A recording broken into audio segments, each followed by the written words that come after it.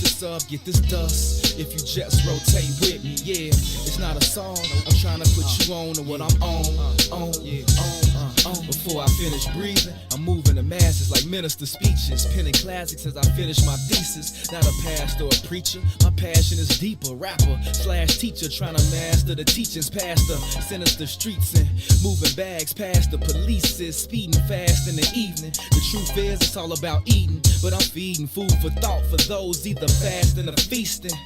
Putting faith in my beliefs when I'm speaking, looking straight till I'm decent, at peace with no fear, believing it's real. I tell them it's heaven, but it's hard when you talking to niggas with no ears. From clouds of chronic coughing and sessions off, walking and stressing, straight lost in the essence. I pause for a second with my thoughts and reflections. I take my losses as lessons, but it's all just a blessing, and that's the mess. We can chop it up, get our profits up, get this dust. If you just rotate with me, yeah. It's not a song, I'm trying to put you on to what I'm on. If you just rotate with me, yeah. We can chop it up, get our profits up, get this dust. If you just rotate with me, yeah. It's not a song, I'm trying to put you on to what I'm on. If you just rotate with me. In an instant, friendship seeing quick in the music business. It used to be just music, now it's just business. The relentless pursuit for loot, dividends and interest, hidden agendas, leaving you defenseless against them. Not to mention intentions to benefit from you penning authentic sentences. Shit for the spinach, niggas that did it. Listen, while you scribbling, picturing images of living on premises, surrounded by fences and different women in silky linens, bending and grinning, intended rentals, you slipping, cause these VIX is out, tricking your chips in. The game's cutthroat, rules was laid back in the day before rappers got paid by sponsors that slung dope. And shit ain't really changed beside the amount of change the game. Famous names so these lames can front, so I change the game. See my future through the blunt smoke so high, looking at my future through the blunt smoke. We can chop it up, get our profits up, get this dust. If you just rotate with me, yeah. It's not a song, I'm trying to put you on to what I'm on. If you just rotate with me, yeah. We can chop it up, get our profits up, get this dust. If you just rotate with me, yeah. It's not a song, I'm trying to put you on to what I'm on. If you just rotate with me, I'm invincible, guarded by two identical, invisible guardian angels that guard every angle of my physical frame. Spiritual miniature ministers whispering, keeping me on the top of my game. Lessons to gain, pleasure and pain. Like my eyes, they reside on the left and right side of my brain. Quietly praying, navigating my aspirations, passing calculated statements while I'm grabbing my flame. Wasted in the basement, pacing, placing words on pages, blazing my merch to the face. I'm blowing life in the air. I sold my soul to the Lord for a price of a prayer. Yeah, so my nights can be clear when I sit still, writing his will in his likeness, like him, cause I'm knowing he'll save me. He told me to spit and don't let the devil take the gifts that he gave me. We can chop it up, get our profits up, get this dust. If you just rotate with me, yeah. It's not a song, I'm trying to put you on to what I'm on. If you just rotate with me, yeah. We can chop it up, get our profits up, get this dust. If you just rotate with me, yeah. It's not a song, I'm trying to put you on to what I'm on. If you just rotate with me. My brothers and sisters. My brothers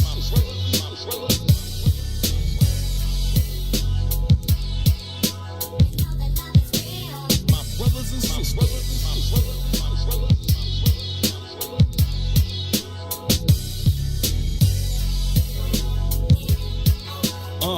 Yeah, no bullshit at the pulpit with questions for the reverend, like why I gotta die to go to heaven, or are these lies and deception a sign of what's next, to deny my progression to my soul through my spirit from my mind and my flesh. You be hard pressed to alter my perspective, it's reflective of my perception. All the lives and the tribes that's affected, dying quick, effects from environments neglected, disconnected, disrespected. This the same section we never invest in. Our own sales from our own shells, become owners on our own to get on with our own help. Yeah, creators of our own world, communicate, we accumulated our own wealth. Created in this image, so when I say it, I meant it. Do the science for yourself. My brothers and sisters, we ain't niggas and bitches.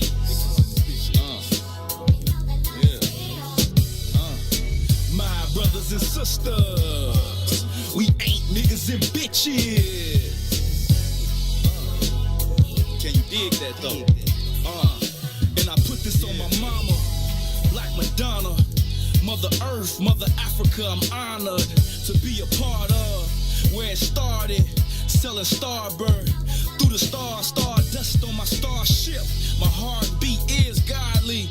I'm the light harnessed from the darkest part of darkness. Such a godsend. I teach my son to treat your daughter like a goddess. I teach my daughter to treat your son like a god king. I can never deny my fate. My melanated skin tells my story every day. Fortunately, my fortune awaits. Majority of the world, minority in the States. Yeah, we blossom from the concrete. The world copies what they see, then mocks my mystique. The possibilities impossible to see. The ways of Western man can match the prophets of the East. My brothers and sisters, we ain't niggas and bitches. My brothers and sisters, we ain't niggas and bitches.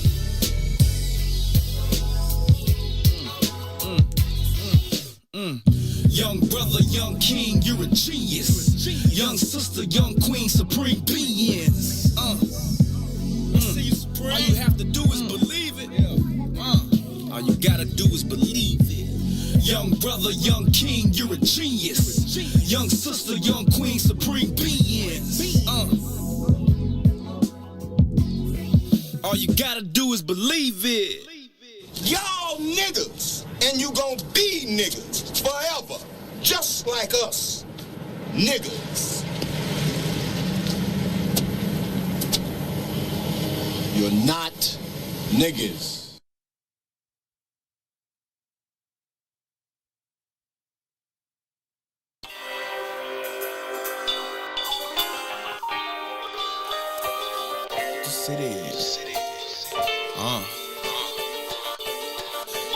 As I take a sip of this fifth that makes me shiver, you could probably sail a ship on this river full of liquor. We stay afloat where hope drowns in addictions, a potent mixture. This is the picture that depicts us. We live it up, giving what we were given, gave our all, refused to give in or give up, willing to risk it all. Gee, we lived on a tip drunk, dug deep in the trenches, shit, we knew what the risk was. But of course again, it's the same story when shots fired in the alley hit shorty valedictorian. Where's the support for him, the less fortunate, another life lost, another day in court again. 20 years for the defendant for any sort of grin. Ward of the state, he was raised in the orphanage. To where it all began, the source of it. Empty cupboards, floorboards, no money for the store again. That's all he knows. Just where I come from, all of what I've learned, most of what I've done, I owe it all to the people that I love. I hope you're proud of me wherever I go.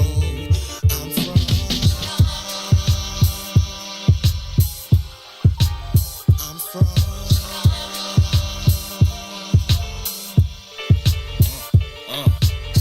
It's all political. What you tripping for?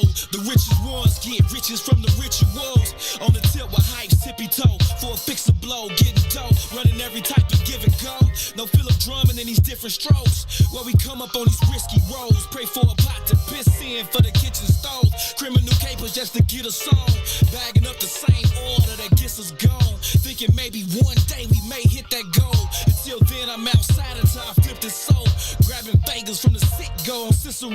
I see a visual of them people frisking bro. Stretched out by the That's why we shine wherever we go. We shine wherever we go. We shine wherever we go. We shine wherever we go. Lord, Lord. Welcome to the mind of a pothead. On my head, see a young nigga got dressed. We don't give a fuck what the cop said. I'm living a legacy. So even when I die, I am not dead. Nigga, I am not dead. Fuck with me.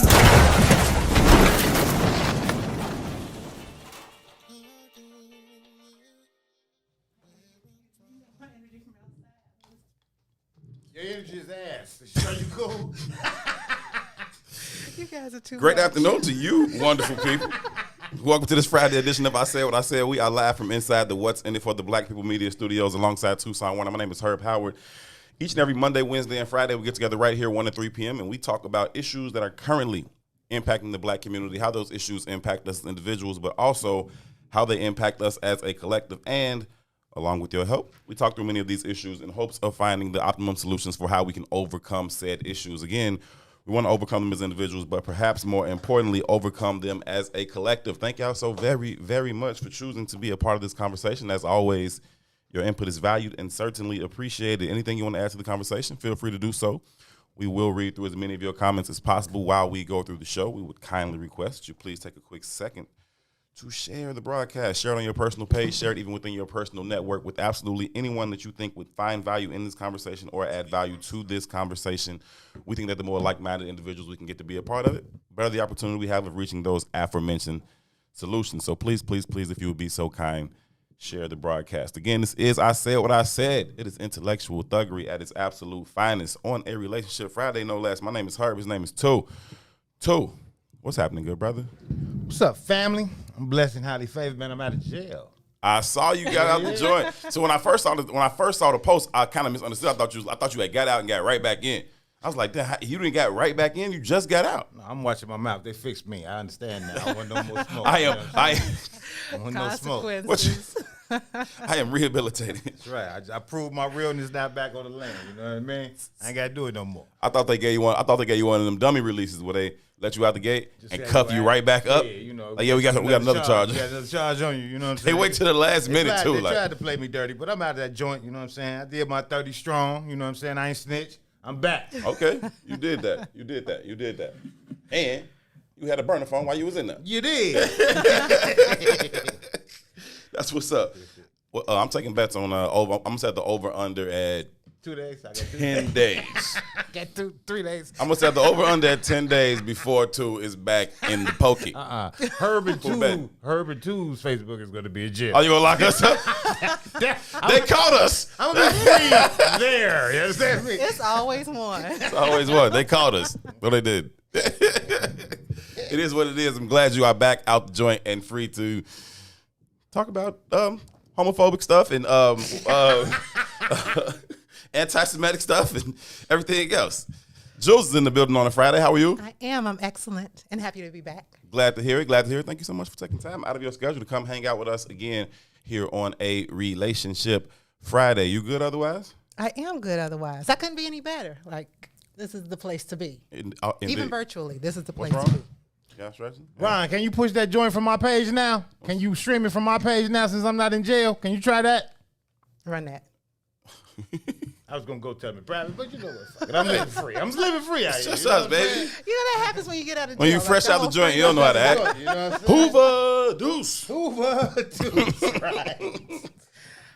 That's good stuff. That's good stuff. It's a beautiful day here in Chicago on a Friday. We hope that you all are doing quite well out there as well, wherever you should find yourself. Shout out to everybody watching on Facebook and everybody watching on YouTube. The YouTube crowd has been growing and growing and growing as people keep enjoying the YouTube experience over there watching it. So shout out to everybody that's watching on YouTube. Shout out to everybody watching on Facebook. And the I Said What I Said page is open on Facebook now. So shout out to everybody that's watching it from that page as well. Super dope. Also, man, you've been having this conversation about considering the Patreon page, right? Yeah. With some, because of, how I go to jail and how freely we want to really express ourselves. Right. Sometimes we don't get that opportunity. I know a lot of people hear us cussing on here, but it's ideas that we can't even talk about that we know, we would kind of get censored for. So it's and I think the whole market is moving that way. Yeah, conceptually, the content would be that in which when we come back and say, I wish we could have that conversation. And plus, my wife won't play for a Patreon, so I could be very honest. Members only content. Yeah, right. As long as I keep her out, we can say whatever. Good night. I'm just playing. You done? You just hear us. Move on. I'm just playing. I don't partake in. I said I'm just playing. Relationship Friday was a joke. Suicide ain't my thing. Suicide ain't my thing. But you two folk are probably in Facebook jail. That's real. They follow too. They heathens. It's all on me. Absolutely. But it is a nice day outside. It's about 85, 87 or something like that here in the city. I know you biked in, right? I did, man. And shout out to black women. You know, Yep. I was just telling Jules. Second best thing God ever did. Okay. I'm going to say first. Well, second, oxygen. Oxygen is key. Oxygen. No. Actually, no. What's Water. oxygen without Oxygen black and water. women? You're right. Water is one. All right, so Black women is 2. Oxygen is a distant third. Black women is 3. We got to have water and oxygen. I Cool. suppose. No black women, you can take my oxygen. Well, that's on you. I'm going to say black women is 3. Deuces, I'm up out of here, fam. Wake up tomorrow. Hey, all black women are gone. All right, God, you come get me. I like birds and trees and air. I'm sure I can find some joy somewhere. I'll be all right. But We were fine 30 minutes ago, yeah, too. I still love y'all, but I'm just saying. Okay, whatever. But now I done lost my train. Oh, hair. I got a different respect for black women. Oh, now that you got all this hair? Gee, I got in the shower, and you don't think about this conceptually as no man. Mm-hmm. You dry off and you leave. Mm-hmm. You know what I mean? So I dry it off. I get the bike. I get 3 pedals away from my house, G, and it looks like I'm sweating profusely. But it's the damn hair. Your hair is it's leaking. Just dripping. You know what I'm saying? And it's irritating me. It is like nothing. You can't do nothing. I was about to tell Ron to turn the air on You go ahead. because I thought you was hot as hell. No, I'm not. I didn't even sweat. This is water from the shower still. This is ridiculous, G. I was like, damn, man. Oh, I love it. It's super irritating. Zoom in on Two-Face so y'all can see him We dripping don't like need to do a all that. dolphin in here. I'm not dripping. I'm glowing, baby. I'm glistening. It is. Glistening. Water be glistening all over your body. I see brother Sadiq, one half of the green side of things in the building. What's up, Sadiq? Sadiq called me yesterday. So he did. He's like, yo, Herb. I want you to know Sadiq is a plumb fool. I just want you to know. 100% idiot. Plumb fool. 100% idiot. He called me. He like, yo, Herb. I'm like, what's good, bro? What you doing? Just walked in the house, bro. What that mean? Means I just walked in the house, right? And so he like, you won't believe this. Usually when somebody tell you won't believe it, it's a huge letdown coming. Like, I actually could believe that. It's not that crazy, right? But he's like, I'm at the Sophie with Toussaint. I said, yeah, that is a little surprising, but you know, it's a little surprising. So I'm like, what y'all doing? What y'all doing at Sophie? Oh, we just kicking back, hanging out. Here go 2 in the background. I'm not hanging out. I was just going past. I just saw it. It's not set up for a false pretense right here. Because I'm leaving too. So Sadiq like, well, you might as well come on. You might as well drive on up here 53rd and come have a drink with us. I said, Sadiq, that's not gonna happen, bro. That's not gonna happen. Was you having a drink? No. I knew it. Two said the last time, and he ended up showing up. So He there did. there was hope in the air. And he had a drink that day too. No, I didn't. No? Oh, let's just say he did. So somebody bought me a drink at the Sophie, but Yeah. Sadiq drunk it. Are you supposed to tell all that? Sound- I'm just checking. Sound like a woman at a club. Yeah, you know, I'm a trophy piece. You know what I'm saying? I buy you a drink, sure, she don't even drink here. And Sadiq says that shit. He was like, you know, I'm grateful to be with my non-melanated brothers up here today. We get all kind of perks. I said, man, he is a fool. Something wrong with him. Look, and we having our regular conversation. So Zaraki is with him too. You know, have you ever met Zaraki? I don't think so. So Zaraki was on his show. So obviously they were just hanging out after his show, and I just happened to run past him. So Zaraki is me, but more articulate. Okay. You understand what I'm saying? All right. So we're having one of them very, very black conversations. They're in the Sophie. I'm not. I'm on the other side of the gate because I was just passing by in the first place. Right. There's a white man sitting right behind us, and you know. Oh, they were sitting outside. Yeah, but you know I don't hold no punches. I don't care if you can hit me. I said what I I said. said what I said. That's how I feel about it. So we having them kind of Whiskey and vodka are conversations. plant-based. Good call, King Salim. We having them conversations, and you can tell the white dude's listed, right? And then Sadiq asked, being who Sadiq is, say, "Hey, white man, come on over here. I got some questions for you." Like, they draw him into a whole conversation. The white guys from Alaska. He was like, "I heard you all talking about race," and then Sadiq said, "Well, let me stop you." He said, "Us three here, we're." He said, "What did he say? We're radically black." And the white man said, "Well, I'm radically white." And then he was like, "Well, this probably ain't gonna work." I call myself a black identity extremist. Okay. That's what the FBI calls us too. Yeah, I know. That's why I call it. That's why black identity extremist. What's wrong with that? Nothing. But to be in such close quarters with white identity extremists, some going to the Fed. It don't go right. They don't go together. Eventually, the rubber gonna meet the Somebody road on gotta that back piece. down. And when he said that, Zaraki was like, "Well, it's 3 of us and 1 of you, so this ain't gonna work out in your favor." I said, "All right, y'all about." Gotta go get my son. Y'all having race riots on It's about to 53rd. go down. Race You know what I mean? riots. I couldn't They even. told say me that. they saw Lightfoot on 53rd right before I showed up. Lori Lightfoot.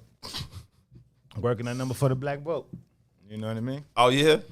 That's what she's doing. You know, she just did the I'm only interviewing with black press people, right? She ain't been south of Cermak in 2 years. But that's a ploy for us to be Negroes, and we're falling for it. So we're going to fall for a hook, line, and sinker. Yeah, I hear people saying she's a one-term mayor, and I was like, I don't know that I can say that for sure, because there are some of us. I think she is. I would like to believe but it. I can definitely believe that folks will run the black woman again.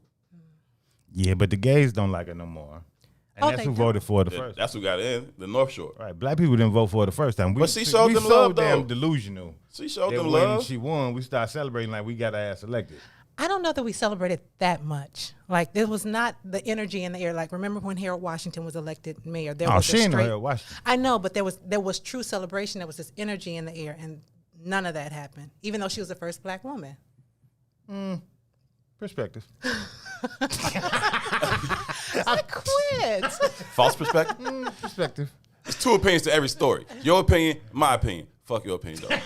Bullshit ass opinion. Bullshit ass opinion.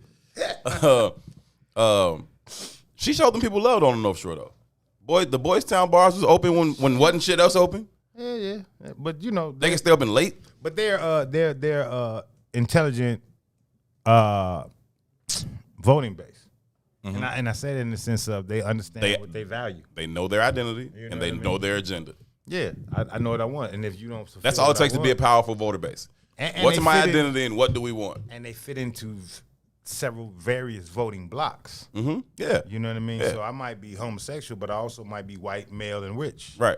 I might be homosexual. I also might be Asian, whatever.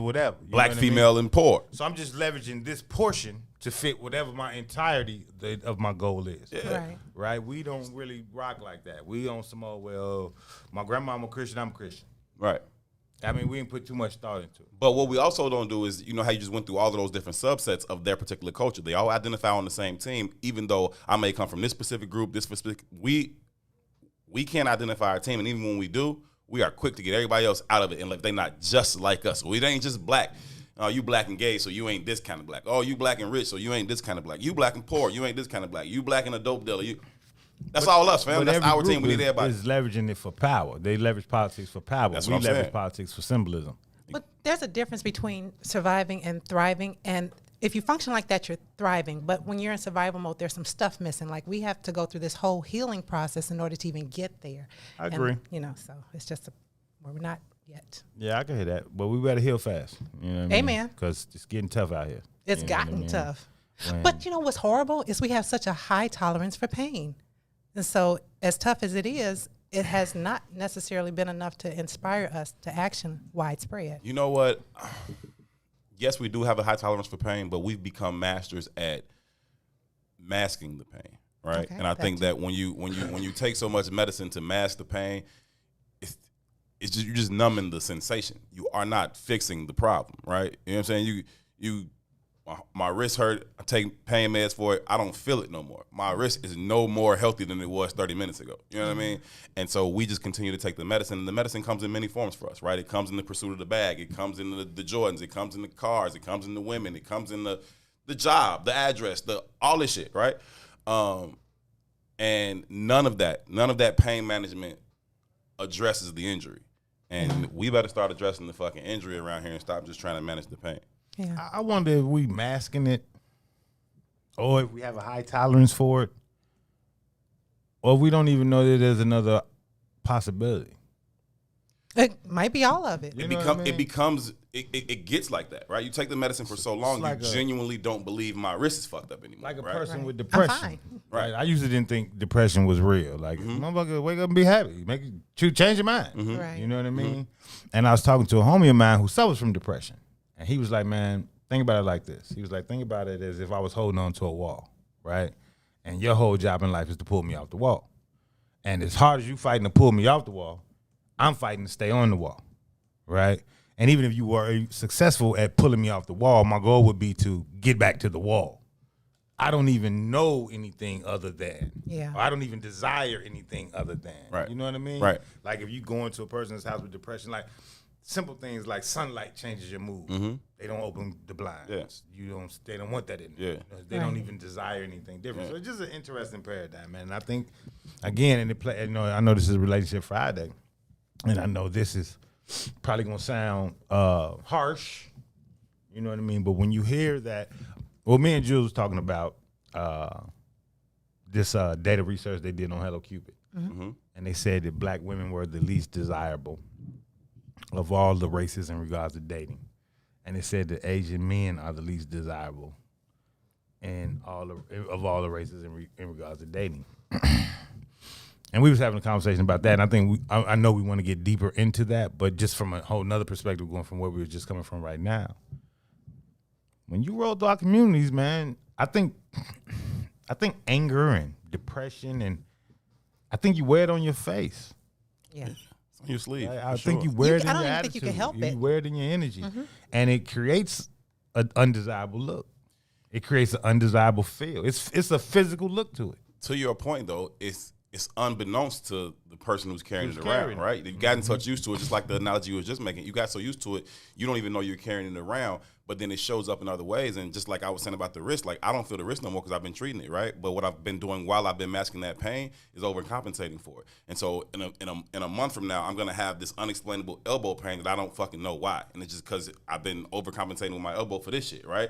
And it just, okay, you don't notice this thing, but you fucking up some other shit. It shows in other places now, right? And you don't even remember what the fucking root cause of it was because you just wanted to mask that.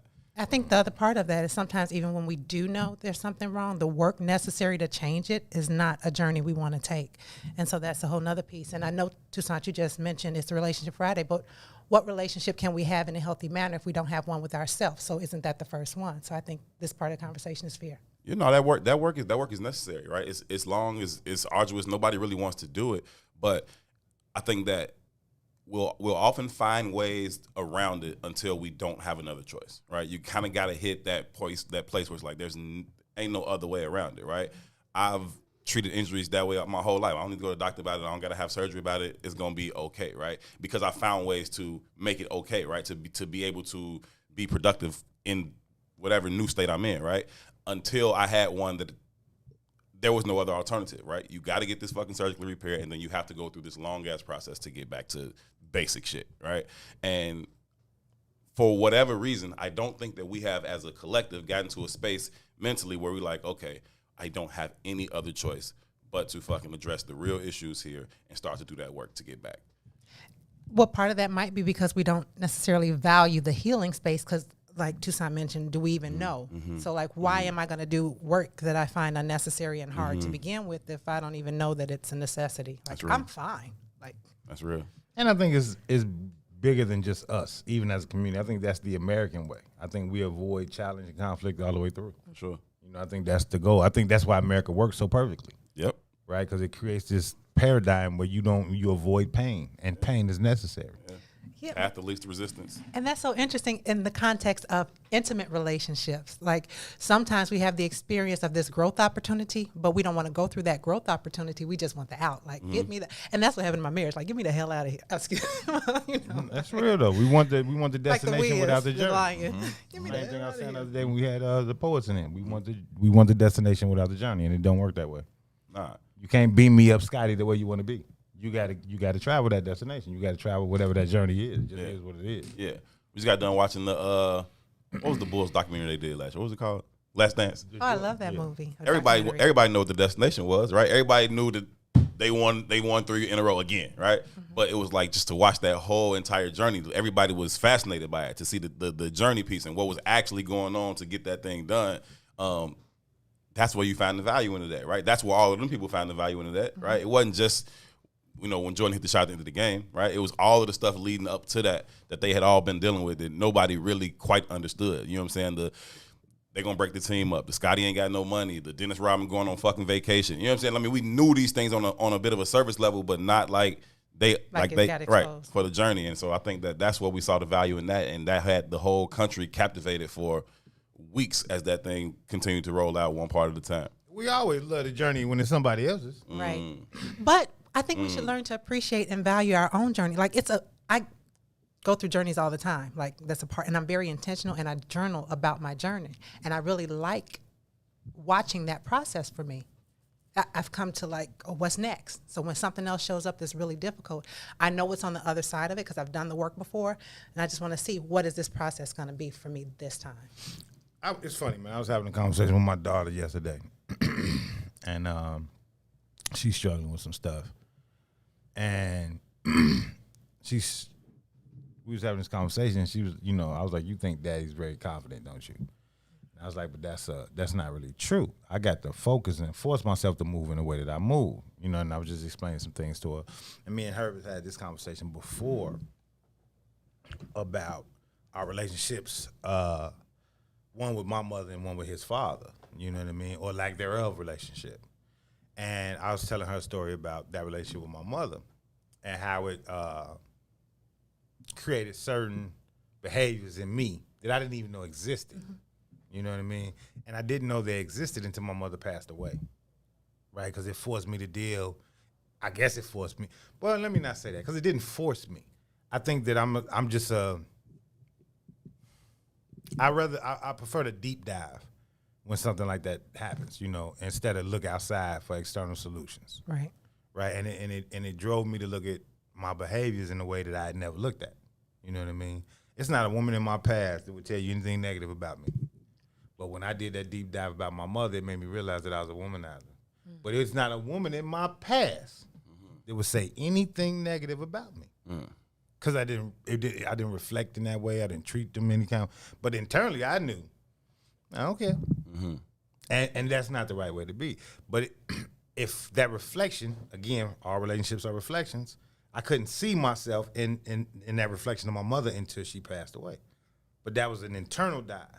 Right, which I could have fully avoided, because a lot of people fully avoid that. Sure, shit. You know what I mean?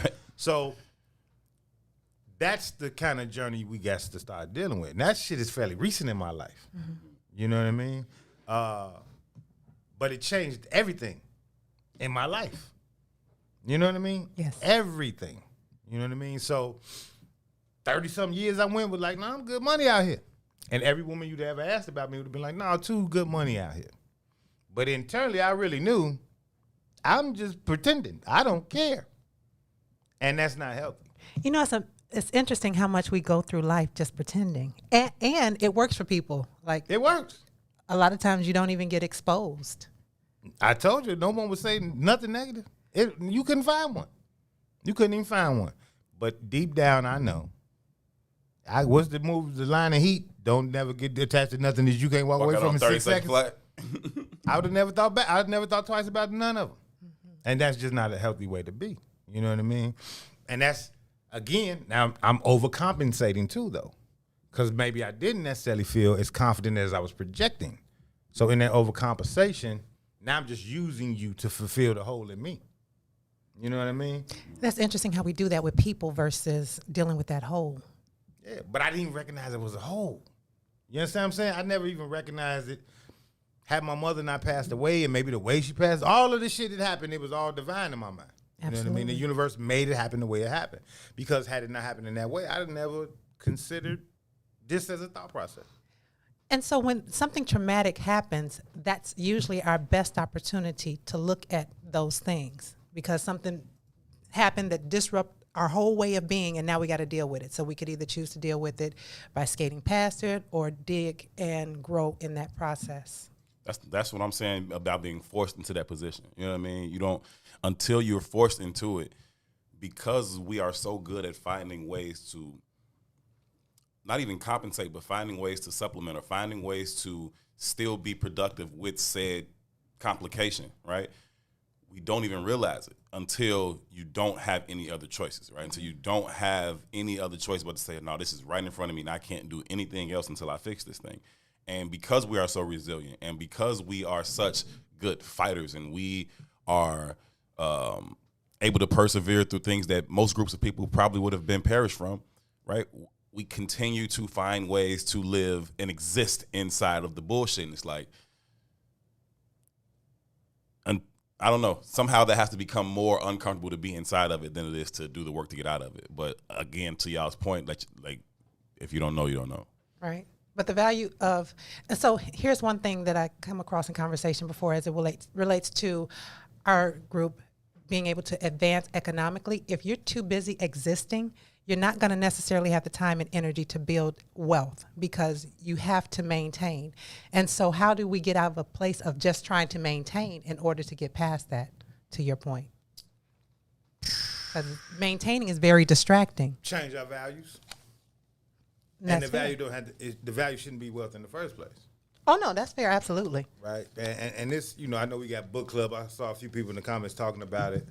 One of the things that Walter Beach talks about oftentimes is like understanding God polarity, right? He talks about how he's not in a religion all the time.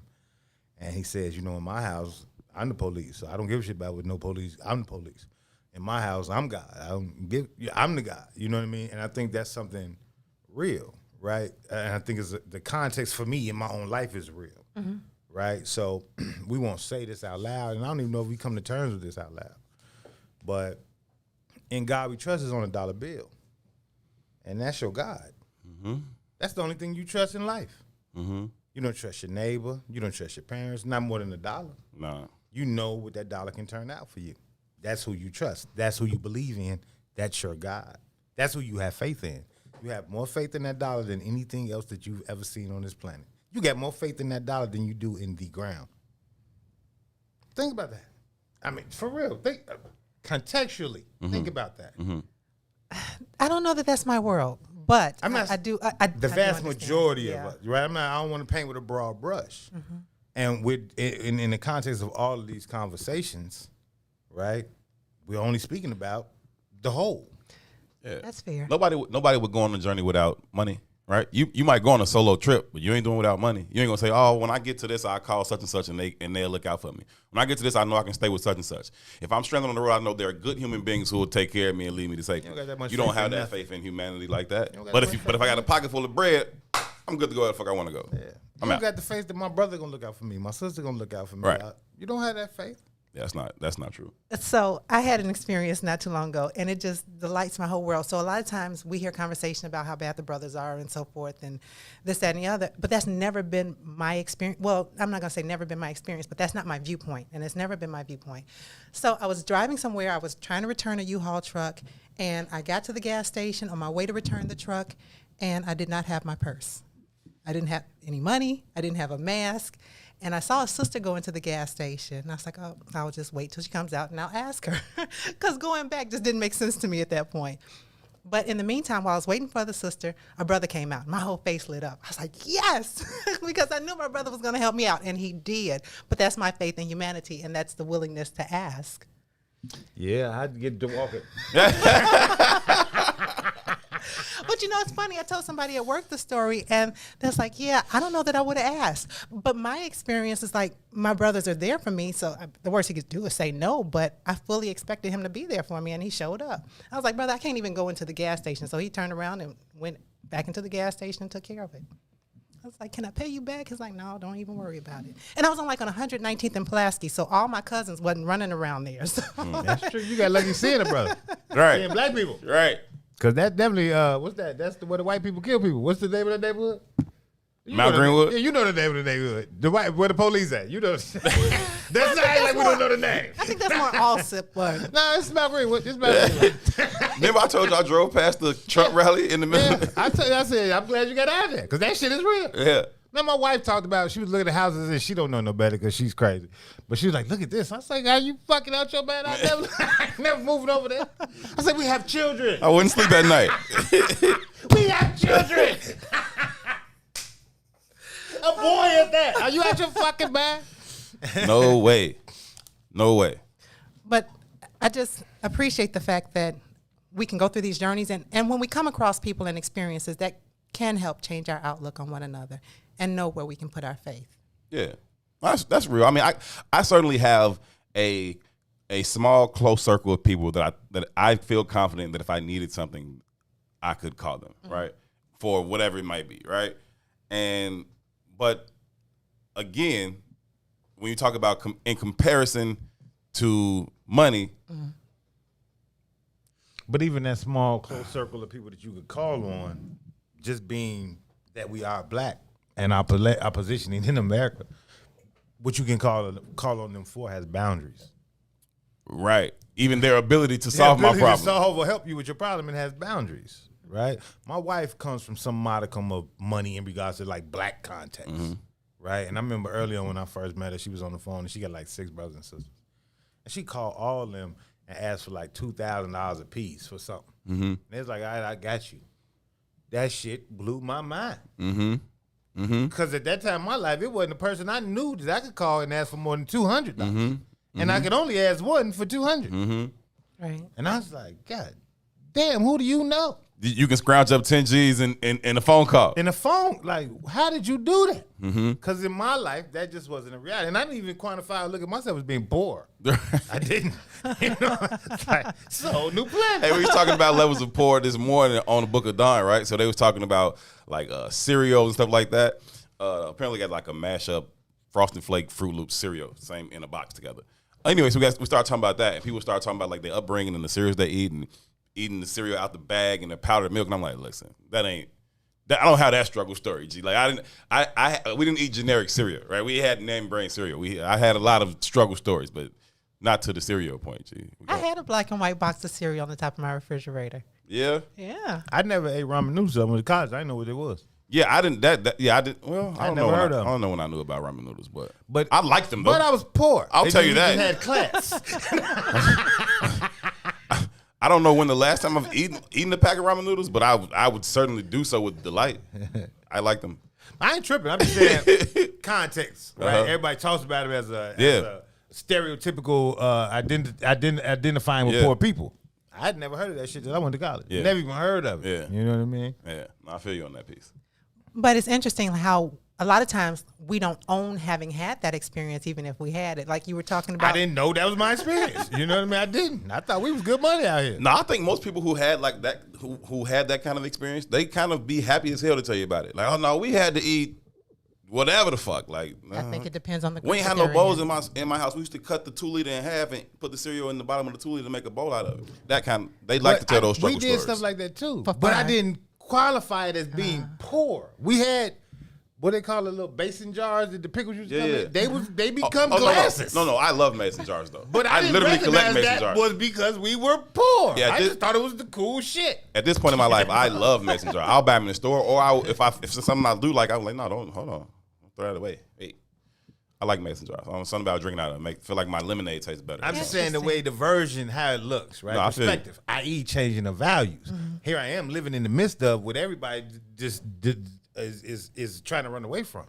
Yeah, I fucking loved it. Most of my Tupperware growing up wasn't like Tupperware. It was like the shit that you weren't no longer using. It was like the Cool Whip jar or like the fucking Betty Crocker butter thing or the sherbet ice cream thing. Like that just became the fucking Tupperware. I lived on Calumet. But I think that's because we're creative and we fix stuff. We make $1 out of 15 cents all day.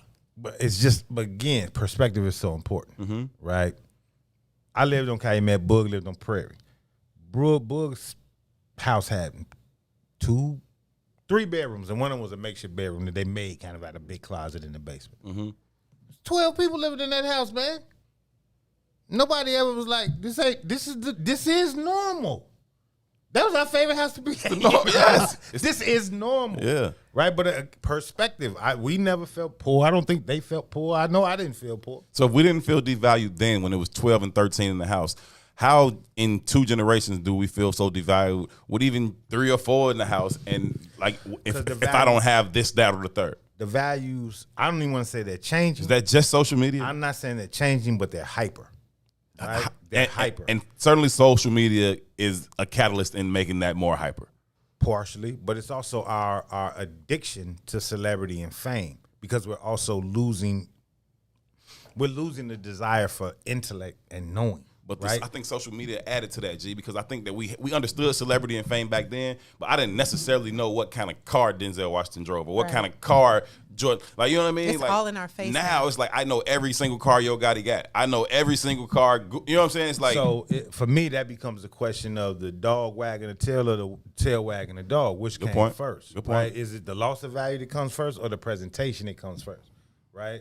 And I'm saying this in this sense, right? And since I think it was 1989 or 90 maybe, America went from having like 17 billionaires to like 300 or some shit like that. Like the number was like it just exploded. Now that's we're talking about this from the context of our community. I'm not. It's the entirety of how America is rocking. You know what I mean? Right. Like the 1% has the money has been so overcompensated for. The wealth divide has gotten so great is that they've had to create a matter of fact, there's a documentary called Capitalism on Netflix that I suggested everybody watch.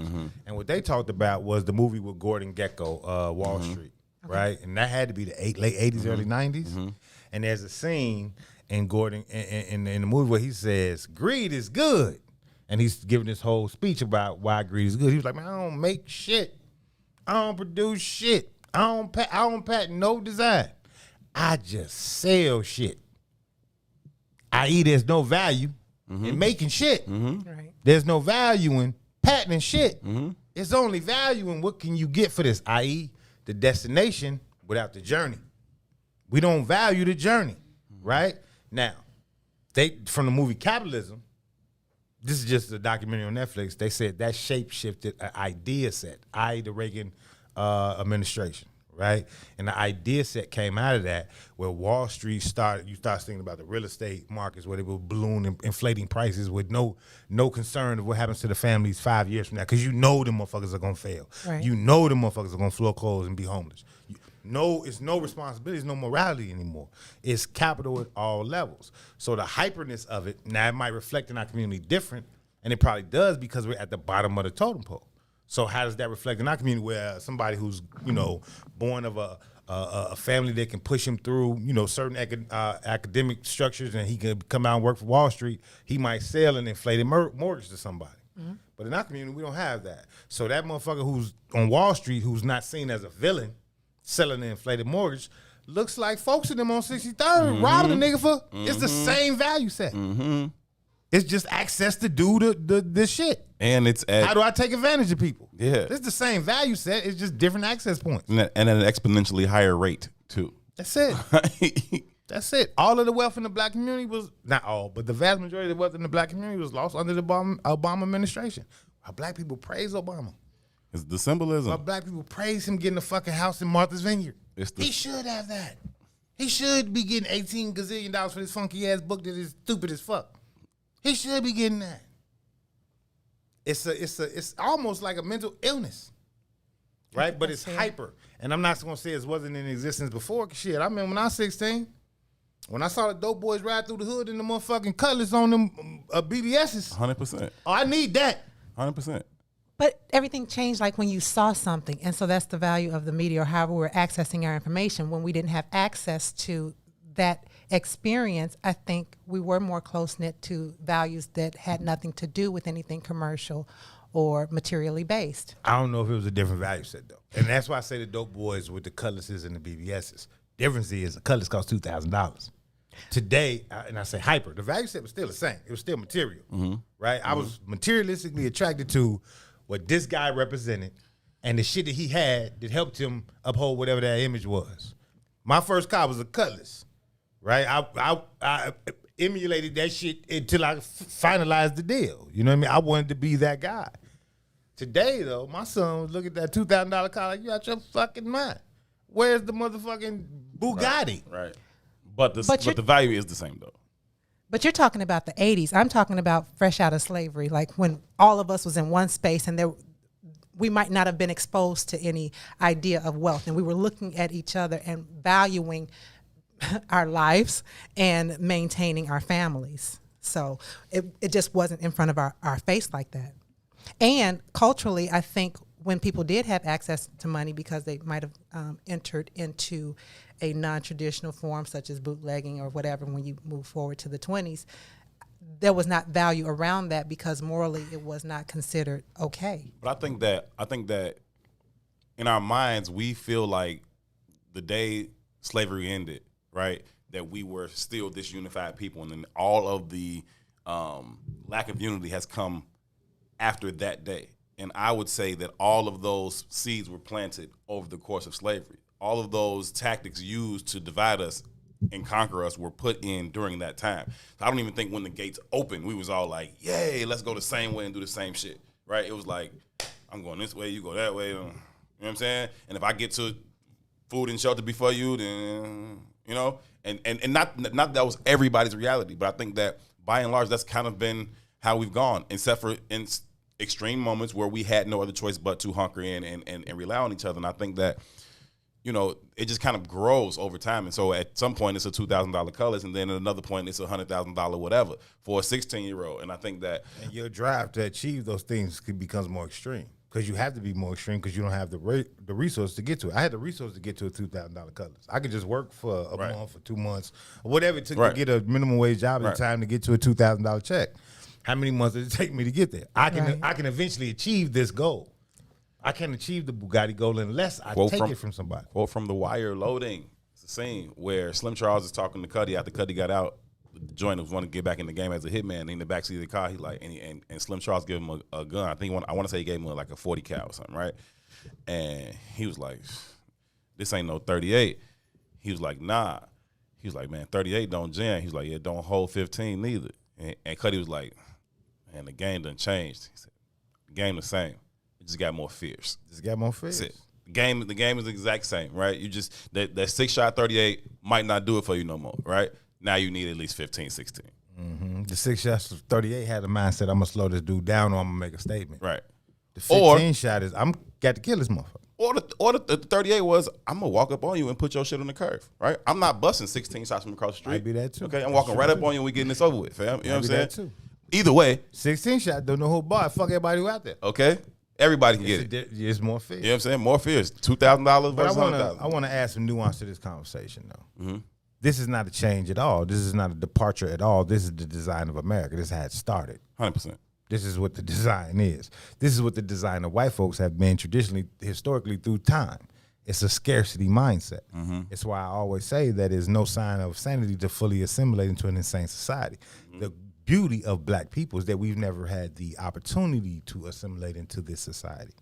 So us being on the cusp has created a different moral standard for our community specifically as we move. So if we really getting deep into this conversation, I think more to when we move past like the 1960s when the doors of desegregation start to really kind of open up, at least visually, you can assimilate into this world, and we've assimilated into that mindset. Yeah.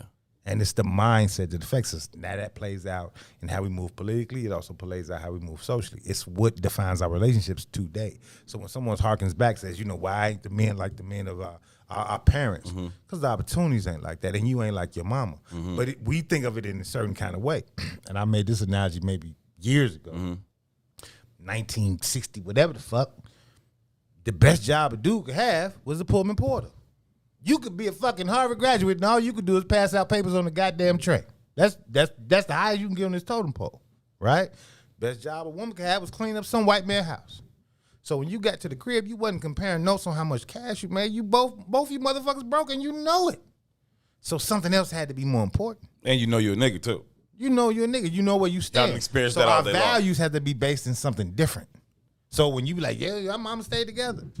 It's because they value some different shit. That ain't what y'all value. Y'all God is in your pocket. Or you searching for the guy that you want to be in your pocket, same shit. And there was a trust that we were at least on the same team, however we were going about pursuing this thing, right? I think there's a fundamental lack of trust that kind of permeates through our community right now that is really, really preventing us from even getting to that first step of saying, okay, I'm on your team. We got to get past that. I want to talk about an interaction I had with a lady at a gas station a couple of days ago, right? Just to... I think it'll speak a little bit to this trust issue that we have with each other on every single level. I mean, from President Barack Obama to somebody standing on the street asking for change. This is I Say What I Said. Jules is here on a Friday. His We'll name also is get into that My name is data Herb. about that Hello Cupid thing too. Hello Black Cupid. women being undesirable and Asians being undesirable. Asian men. Heard you. We'll be right back. WIIFTBP. WIIFTBP. Media's just for you and me. WIIFTBP.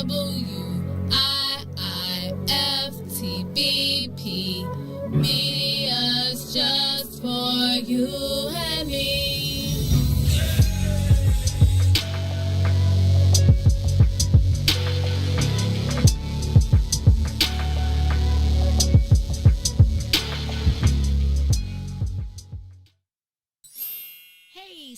lines? If you didn't catch the last page in the Book of Dawn, here's what you missed. So you found that, but you also, during those times, made a conscious decision to create a base for yourself outside of the Isleys or the great artists that you tour with. And from that, the Mo Fitz Project was born. Can you tell us how and why you did the Mo Fitz Project? Let me tell you something. I had been touring since I was 17. And what happened was Eve, your girl Eve, was doing different events around town.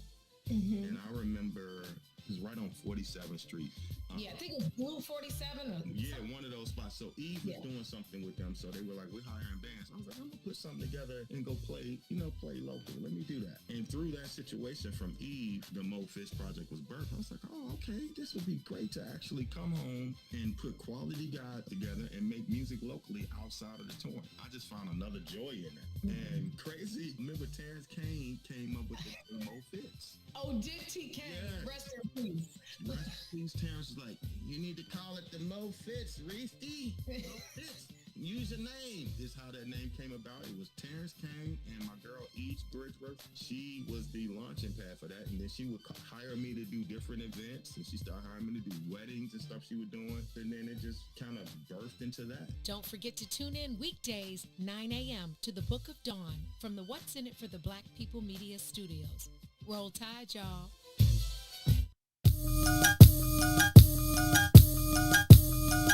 All day.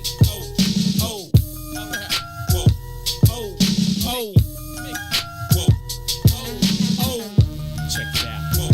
See, while you was on the corner trying to scrape up pack money, I was driving 80 stack trucks off rap money. I'm back money. If you want it, come to the hundreds and ask from me. Meet them OGs that are blast for me. I'm right here. Ill Adidas, $400 jeans on me. Itchy with no safety, a loaded magazine on me. Southside, that's as wild as it gets. And no, I never sold crack. That's some house nigga shit. I'm not judging, but every man that's a man gotta stand by his principles, and I'm not budging. That's Mickey. You can take it how you want, but you can never be me. You can fake it how you want. I spit that uncut raw. You can bake it how you want. Break it down any way you like. You get the same result. Get in tune. The elephant in the room has now assumed pole position. Whoa. Oh. BJ, get him. Come on. Reporting live from the gutter where that butter get gorillas jobs. That's why we call it work. The same work will get a nigga robbed. I throw my dice against the concrete. If the bitches pass, see you later. Grab my paper, tell her stay to kiss my ass. This the jungle, baby, I'm a lion. Try me, I'll be firing. The same banger, same Private Ryan. You the prey, you survive and hide. Better pray that them vultures and them rovers don't go flying by him. The mother niggas just so-so. How Linda birth a nigga this hot in the cold go? I went from 20-inch assassins on that Osmo to that pretty 760 sitting low on them bozos. Those are big shoes, you motherfuckers is so slow. Get caught without your heat in these streets is a no-no. Baby need Pampers, daddy need that photo. It's bread or nothing, big old niggas, you see the logo.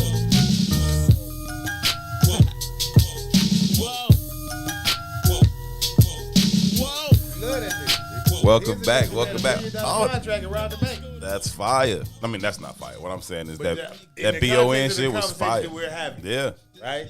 that BON tattoo was so cold. It was so cold. I wanted one. Need to I chill. wasn't even one of them niggas at all. But that BON tattoo was raw as hell.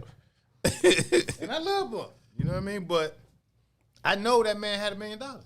Oh yeah, for sure. You know what I mean? And Yeah. even with $1 million at 20-something years old, Yeah, but still found himself in the bank with a pistol.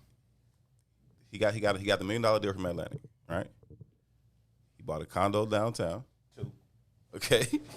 Bought the condo downtown. He got all these foes and everything else. Everybody else was fucking going squat in the lobby of this motherfucker. Yeah, he put money in a bunch of people's pocket. In the lobby of that, right? He had the whip. He got that BJ chain, and he bought a bunch of fucking guns. That bread was gone pretty quick. So the only thing valuable out of that was the bunch of fucking guns, though. Yeah, I mean the crib you're gonna lose that. The BJ, I mean it is what it is. And he was just renting the I don't know crib. what you He do. didn't own them. I don't know what you do with the BJ joint. bust it down 10 years later, make another one. Yeah, it was cold. But, you know, if you don't know, you don't know. And again, I ain't knocking on. I'm just saying. But even when he ran in the bank, he was like, I ran in the bank. I had like $300,000 in my account. I just did it because I could. And he got like 100 something, $180 or something. But he got away with it, actually. I know. Yeah. I know the story. Yeah. But he didn't get Clearly. away with it. Clearly didn't. He did a dime in the feds for it. He clearly didn't get away with it, right? Clearly. But it was a year later when they came and got him because punk ass niggas Feds tell. like to build the case. Punk ass niggas tell on you. When the feds knock, you're going away. That's real. They stuff. What, 91, They don't miss. 97, was it 90 something? Yeah, they like high 90s on conviction rates. They not They playing. like my Uncle Love G on. But that's because most motherfuckers gonna take the deal because don't play with them. Like so. Well, they don't go after a case until they got it locked anyway. Right. Yeah, They most of gotta their have it cases locked. ain't even going to trial. They like when they lock my uncle up on conspiracies. And I didn't fully understand what conspiracy meant. So I'm talking to my uncle. He's like, "Man, ain't catch me with shit." Yeah. Nah. I was like, "I gotta stop this shit." Okay. All right.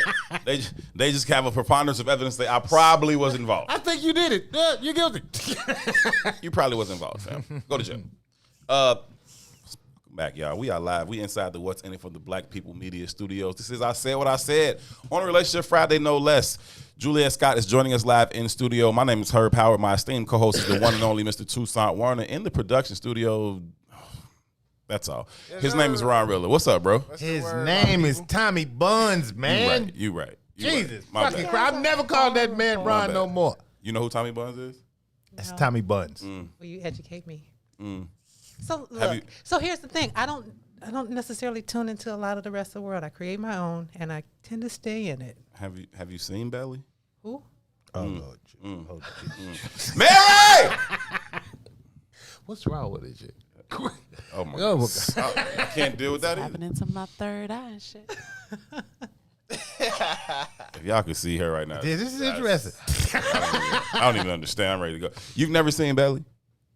With DMX and Nas? You know who DMX is? Yes, I know who. Nas? DMX You are going to was. feel like you're sweaty and oily. Like when you watch that movie, it's a feeling. You talking about the Keisha scene? I'm talking about the whole movie is blue Hey, and oily. side note. Keisha was the baddest woman. Yo, on chocolate self just thinking about the Keisha thing. I didn't even know that was her movies off ever. of the. She was bad there Bronx too, though. Tale. On Bronx Tale. She's the baddest. She was the baddest for a long time for me. She didn't get her credit. She was so bad. Oh, yeah, she's super cold. Her name is Terrell Hicks. I googled her early on. What else do we need to know? I was trying to meet Terrell. I was like, I'm on that. Better not ever catch you. in the Hey, street. is she in anything after Belly? And she Tucson looked the Dreams. same. And she looked exactly the same today. Today? How you know she like today? Because I still keep up. Inquiring minds want to know. Hey, no, Belly is cold, and it's ridiculous that you haven't seen it. You need to get that done. I remember that movie. It was so long ago. Sure. No. Sure. Okay, whatever. It has been a while, but I did see Belly. Okay, cool. Now, what is it that you wanted to know? So Ron is Forgot. I DMX from stuck Belly. on you haven't seen Belly. okay. in Belly. Oh, DMX's right. name was Tommy Buns. That's Okay. Ron. He's Tommy Buns. I strive fair to shine like he's from Belly. I'm telling you, that whole scene, she ain't that looking good. She like blue chocolate glaze. How you- She got Blue you start chocolate pulling up glaze. pictures for Blue reminiscence chocolate sake. glaze. Hey, what they say on Yeah. Sandlot? Oily. Yeah. Blue oil. Hype Williams did his thing with that whole scene. It was the filming in it was dope. Even the opening scene. The opening was super scene dope. coming through the club. The art on Nas' wall, super Yeah, dope. The whole joint and that was super dope. the DMX crib, all white with just this crazy white. Black art. Yeah, that's You know what I mean? meant. That's what Okay, yeah. Yeah, super dope. Yeah, no, that thing was fire. Shout out to Hype Williams for always coming through with the visuals, movies, videos. Hype Williams is one of the best ever on the video side. Been talking about relationships, kind of, right? In terms of how we relate to each other versus how we relate to resources in this rat race that is American capitalism. We all agree that to overcome many of these L's, we kind of got to find new value sets, right? Getting back to those new value sets has proven challenging for a litany of reasons. One being we don't necessarily even know that we are in the water, as Brother Sadiq says. Like, what's water, right? We don't even really know that there's a problem. Second, another thing is we don't have an identity, right? And I think that trying to get to that shared identity, one of the complications to that is our lack of trust in one another, right? We just genuinely have a bit of a distrust in one another, right? And I think that we see it play out in many ways. I want to talk about some of the reasons why we have that distrust, though, right? And I'm a type of person, if I'm going to give you something, I'm going to give you something, and I'm just going to let it go. I'm not really worried about it like this. And at least in the example I'm about to give. I was at a gas station, and I get out, go to the pump to pump my gas, and a young lady walks up on me. She's probably early 20s, right? Black. And she's like, this is hilarious. I don't think I've ever heard this, in fact. She was like, yo, you have $7? Can you get me out with $7 so I can get something to eat? And I was like, $7? I've never really heard such a figure, right? And so I'm like, 5, maybe somebody might even be like 10 or whatever, but 7 was just a weird number. So I was like, you know what? I don't have any cash on me at all, right? And so I go to the pump, and the credit card thing is broken for the pump. It's like, you got to go inside if you're going to use a card, right? So I was like, I go inside, walk past her again. I said, do you want something to eat from out of here, right? She's like, yeah. It's like, cool. She comes in. She looks at me. She says, can I get 7 Arizonas? I said, I'll buy you 3 Arizonas, okay? And she was like, okay. So she gets the Arizonas. I go about my business, leave it there, right? But it just was hilarious to me that, right, you wanted $7 cash for whatever you need cash for. Go sell them 7 Arizonas. That's what I was thinking. Now you're going to tip off these Arizonas for $1 a piece for your $7. Because clearly you got $3 in your pocket and you need 7 more for whatever it is your vice is. And I was like, well, damn, right? And so I'm telling somebody that story, and it was like, that's one of the reasons I don't be trusting people when they're out on the street asking for shit. Like, you know what I'm saying? Like, we all struggling out here, and I'm willing to help you if you got a need, but I'm not here to fund your habit like that. But that's their need. Do from your heart. That's what I said. I gave, and just like, But I also understand the perspective of like, yeah, that's kind of why I don't, right? I want to give for your food or your shelter, but I don't want to give for your heroin habit. I would. And here's why. For me, I never ask, and I don't care what you need the money for. I've never had the experience of actually living on the street, and I don't know what it takes to survive that. So whatever you have done to work that out. I'm certain it don't take heroin. If that's how you work it out. I'm just saying. No, but it might. It's not fair for us to say because we haven't done it. Because if that's what makes my world okay every day, that I got to deal with all this stuff that I got to deal with, it's what it is. Right, but I'm saying on some level, all of us do that, right? That's the compensation and the cover-up we was all talking about. So I got that shit going on in my life too, right? And for whatever I can spare, it is going to be for necessities, right? Not for your cover-up. I got my own fucking cover-ups. If I'm paying for somebody cover-up, I'm going to the liquor store for myself. I'll take myself and sit down in the fucking bar for a few hours, right? But why do you get a chance to decide what's my necessity if I live on the street? That's why I don't ask. If I feel like giving to you, I give to you, right? But what I'm talking about is this trust thing for you to say, hey, can you buy me something to eat, right? And really what you want is $7. If you came to me and said, can I have $7, hard stop, period, I might just do that, right? Or if you said, hey, I'm short on my next package. Can you hook me up? I don't know if this is maybe. I don't know if this is necessarily trust. I think that it speaks to honesty, right? And how unaligned we are with really being honest in life, right? And the whole time I'm hearing this conversation, I get both perspectives, but think about how because it's Relationship Friday, I'm trying to bring it back to a more easier way to digest the relationship conversation, right? You know how women always hit you with it, just be honest. And I'll never be honest. It doesn't play out that well. I'm not trying to be funny. It doesn't play out very well. There's no reward to it. There's nothing.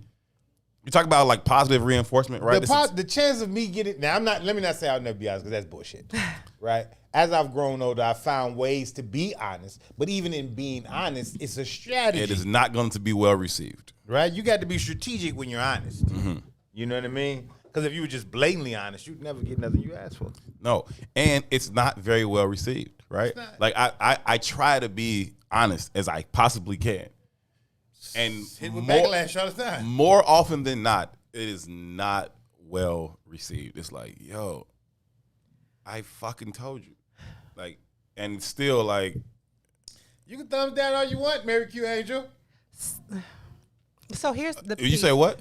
And I think it goes both ways too. I think it would be the same reaction. You got to for be dudes. honest. I think You it got would to be be. You do have to be honest, right? I think You should it would be the continue same to be. reaction if a But- woman was blatantly honest with a man. Dope man's gonna It be well received. depends on whether or not, whatever, and it's men or women, I think, whether or not I can live with your honesty. So for me, I have a tendency to be very open and honest.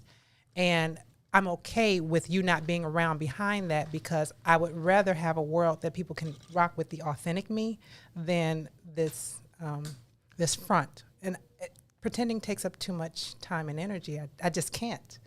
And I try to create spaces where people can be open and honest with me. That's important to me. I show up as me, and I need space for you to be you, and we figure out if we can be in this space together. If there's overlap, there's overlap. If there's not, it's not. And either way, it's okay.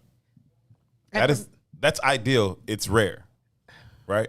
I move in that space too, right? I try to move with that type of energy as well, but more often than not, it's like, yeah, no, I don't fucking like that. Okay, you can take that honesty and shove it up your ass. Okay, it's like, damn, like it's.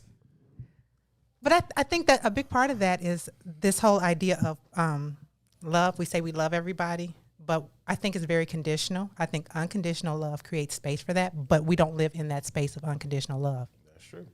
Guard just asked the question. He said, "Is there a difference between being honest and telling the truth?"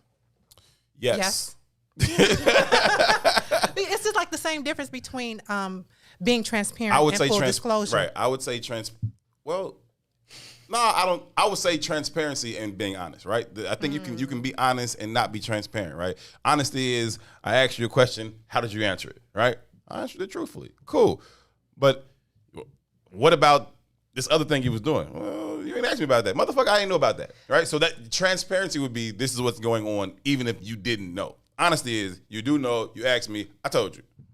There's a difference. For me, So which one's more valuable? Transparency. disclosure. Full disclosure. Right. So that's what, for me, it's the difference between the truth and honesty conversation is the difference between transparency and full disclosure. Like you can see me, like all of me is showing up right here, right now. And I can share what you don't, if I choose to share what you don't see, then I'm disclosing some things that you would not have known about had I not told you. I think that it becomes this point right before you disclose something or right before you are transparent. There's this question you ask, this balance. Okay, here's something that my partner does not know, right? I really want to tell them this just because I think they should know, right? I want to be honest and transparent. But they're not going to receive it well, right? They're going to get upset or they're going to respond in whatever kind of way. It's like, I could really just not fucking tell them and they'll never fucking know. And it's like, how should I proceed? So I think it's fair to consider how that's going to disrupt the other person's world.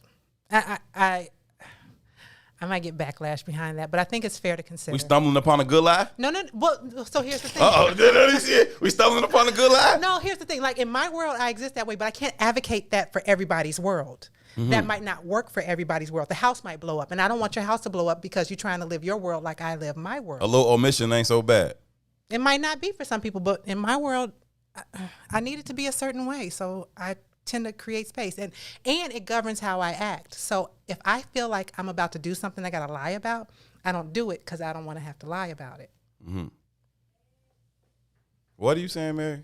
She's high. There's nothing. Just applauding her. I've been thinking But that's just my world. But my world doesn't work for everybody. So I can't tell you somebody else is wrong for not disclosing everything or not being transparent all the time. So I wonder if I'm transparent. Let us figure this out together. Explore. Like, I don't do shit that I gotta hide. But if you ain't there, you missed it. You missed it. But see, the disclosure part is whether or not you're going to tell somebody later. That's where the disclosure, and that's why I value disclosure. And I mean that in this sense, though, too, right? And maybe this is just me, the very nature of me. Like, I'm a very, outside of my family, it's all right now, right? Okay. If I'm not involved or engaged in that, whatever that is, at the very right now, I don't give a fuck. Mm-hmm. It's not of interest to me. It's funny that people be like, man, you was at, and I be to forgot about the shit. It wasn't that I wasn't telling you. I just, it wasn't, it's not important. None of that shit is important. Well, some people see that as you was sneaking. No, it didn't matter. Yeah. So at some levels, I'm saying like, I don't know, it's interesting. Because if you talk to 10 people about who Toussaint Werner is, you probably get 10 different fucking answers. But it's not like I show up differently in them spaces. I just move through a bunch of different spaces.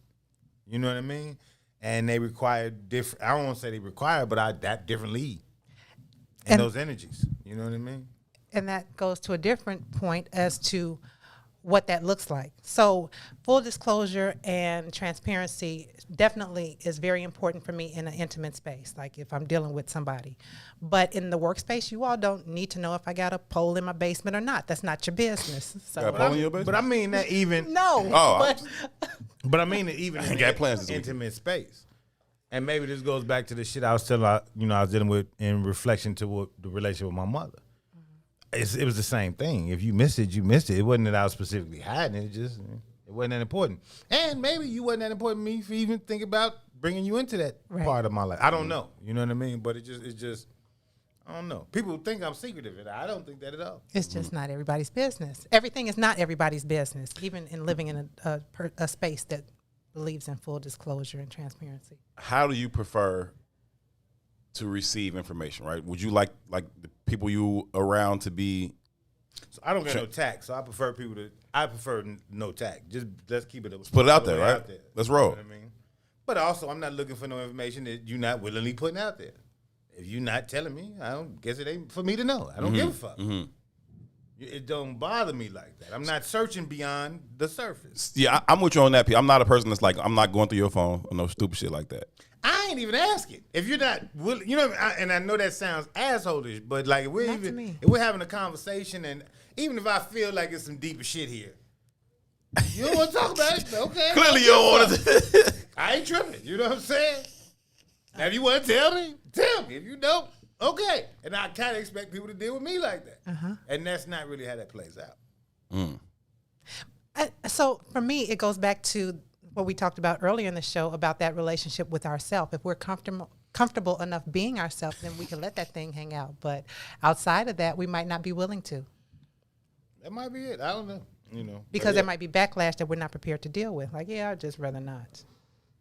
Yeah, but I don't. You know, I'm with her on that. I don't think people are honest. I think the vast majority of us want us. There are comfortable lives, and we all live there. You know what I mean? And I think honesty would scare the shit out the vast majority of us. Period. Even on a larger scale, like we talking about relationships and one-on-one stuff. I think if you really had all the truth you wanted, you'd be fucking terrified and depressed. And that right? go for dudes too. You know, what of I mean? course it goes for dudes. I remember I did a personal study, some data research one time. Right, I'm a young boy on some hot boy shit, and they was like, "Just be honest." You know, you hear all this shit. I said, "All right, tonight I'm just being honest." And somebody responded to my honesty. I was like, "You for real?" Right.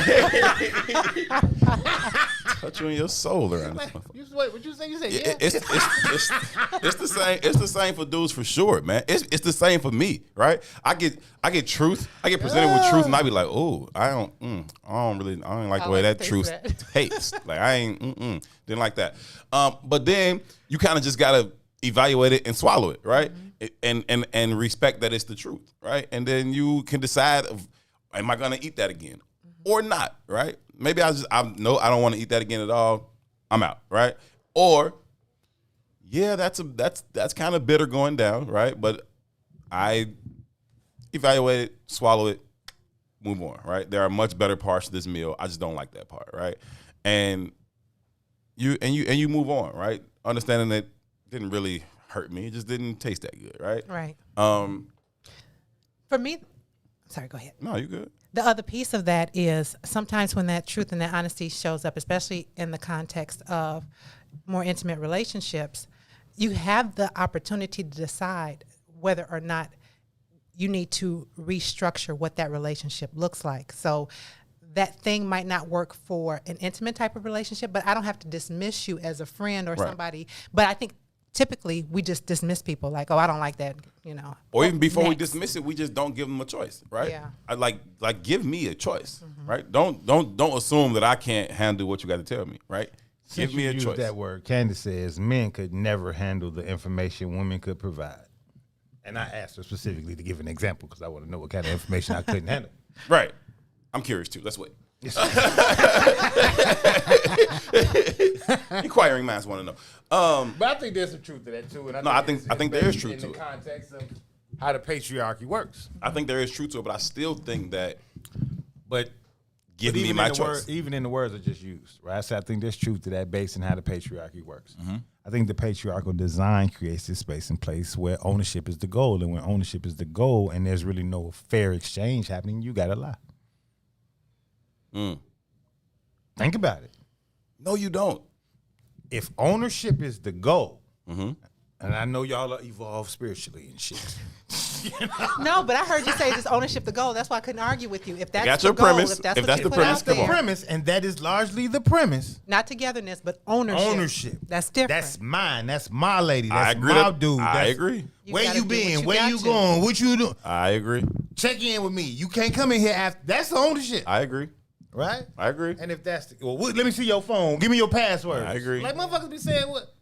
Get the fuck out of here, right? But again, that's where we are, right? And if that's the goal, and you're not making a direct transaction, like okay, I've paid my $5, I get this in return. Then it's always a negotiation. It's always a manipulation, and if it's always a manipulation and a negotiation, lies are gonna happen because I gotta They win. have to. I gotta win. It's just how it works. But And that happens from the onset to being down with somebody for 40 years. I gotta win. Then the premise is flawed. The premise is flawed. so when do we get past the ownership piece? Well, I think we gotta move to Africa first, and then find some rural land there because we gotta get off the grid there too, because it happens there too. Like I'm real shit. Like that's why I say the social narrative always kind of dictates how relationship goes. It dictates our lifestyles. You know what I mean? But then we have these, it's like nature versus nurture. We're dealing within this social paradigm, and then our nature says, well, this shit ain't comfortable. So instead of questioning the paradigm, we started questioning the partner. You're not fitting into my ownership package correctly. That has to be the goddamn problem. Because this paradigm couldn't be wrong. So now, why you put your phone down when we in the house? Right. Yeah. Why you take your phone to the goddamn bathroom? Motherfucker, because I grew up in social media age and I'm addicted to this shit like you are. It's better than the magazines that used to be in the Right. bathroom. This is what all the information is. I'm sitting here, you know, Shout out to page 43 of the Jet magazine. it's the real shit. But again, it's this all these other narratives start to exist because it has to be you because it can't be the paradigm and it can't be me. God damn it, that all is not me. You know what I mean? So when you're in that space and place, when you hear that just be honest, for who else is being honest? Right. Well, I Fuck gotta play out of that here. way. Why I gotta be on From me? top to bottom. President line. Fuck out of here. You know what I'm saying? Who, Mary, you said you being honest? Cap, all the time I ask. Let's move on. Right. You know, I just think it's interesting. That's all. it is interesting in that ownership piece. So there's a story in the Bible about how these people go into the field and the first people were paid X amount and then the last people were paid the same amount as the first amount.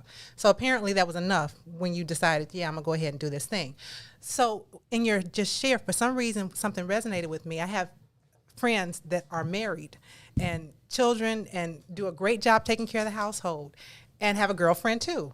And so it's like, and the conversation is, look, that's what they tell me is that's what balances out my world. So in the household, wife has everything that she needs. So if somebody comes later and gets whatever else. You don't have the same relationship with the wife because she got a boyfriend. He just don't know that.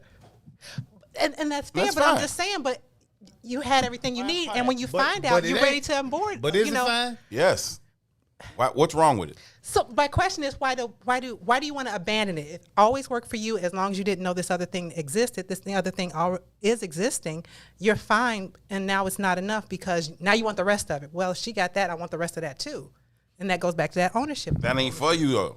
And that comparison is the devil, right? It's not I'm here because of some deficiency or insufficiency here, right? It is I am here because I like being over here. That's it.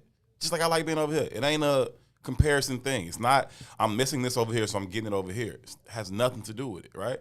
But I think that if we have a healthy relationship that works for us, then why does you exploring another relationship with somebody else, why does that really fuck with me? Other than the ownership piece. And I don't seek to own you. But I seek to be in partnership with you. And if that partnership includes you.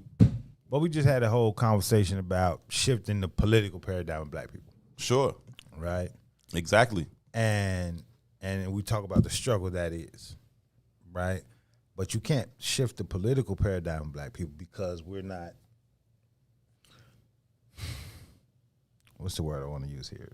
We're not self-sustained enough to do so, right? We rely on white ideas. We rely on white life. We rely on white activity, right access, right resources. We rely on all that. And all of it shapes our belief systems. I.e. is what I'm saying is that same thing is shaping our relationship belief systems. It's all a narrative based on scarcity. I got to have. This is to me. Even the idea of polygamy or monogamy, by very definition, no human being is really monogamous. Because you didn't fuck somebody else before you settle down with the person you claim yourself to be monogamous with. And the very definition, penguins is monogamous, goddammit. They mate and they gonna die with that motherfucker. That's monogamy. You just chose this dude for longer, or you just chose this woman for longer. You know what I mean? And if you decide to choose something different, you're gonna move in a different direction. You're not monogamous. You might be dating one person at a time, and that's still not even. And that's not the norm. Conceptually, that's not monogamous either. You know what I mean? It's not the same thing. So we use words out of context. We don't know what they mean. We have ideas that we don't really understand. Even if we go back to the Bible, there's no disrespect to anybody who identifies with the Bible. You could line 100 people up in this room right now as Christians. I don't fuck with Jesus at all.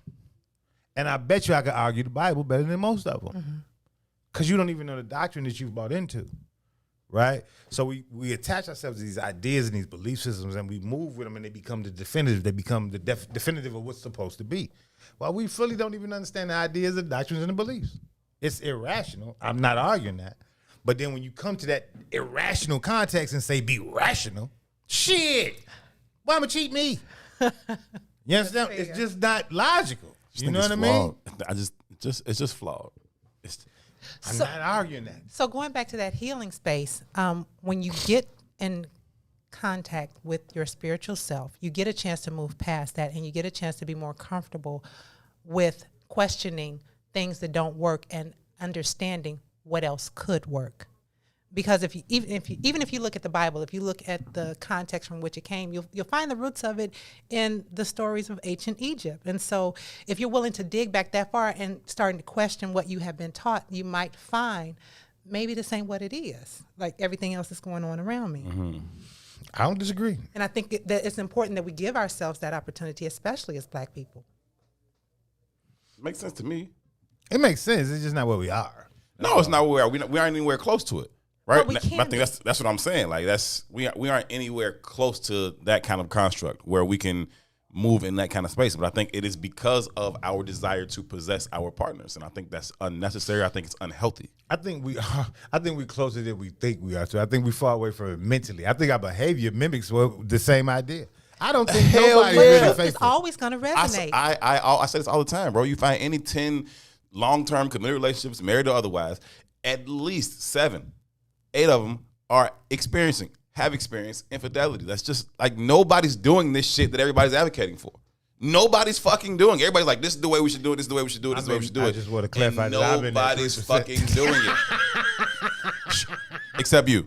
That's just clarify. For the record. For the record. Can somebody take this now for the record? Except Toussaint. That's right. God damn it. I do not need this building to blow up while I'm That's in here. right. We ain't started no bullshit over here. She possesses the shit out of the bitch.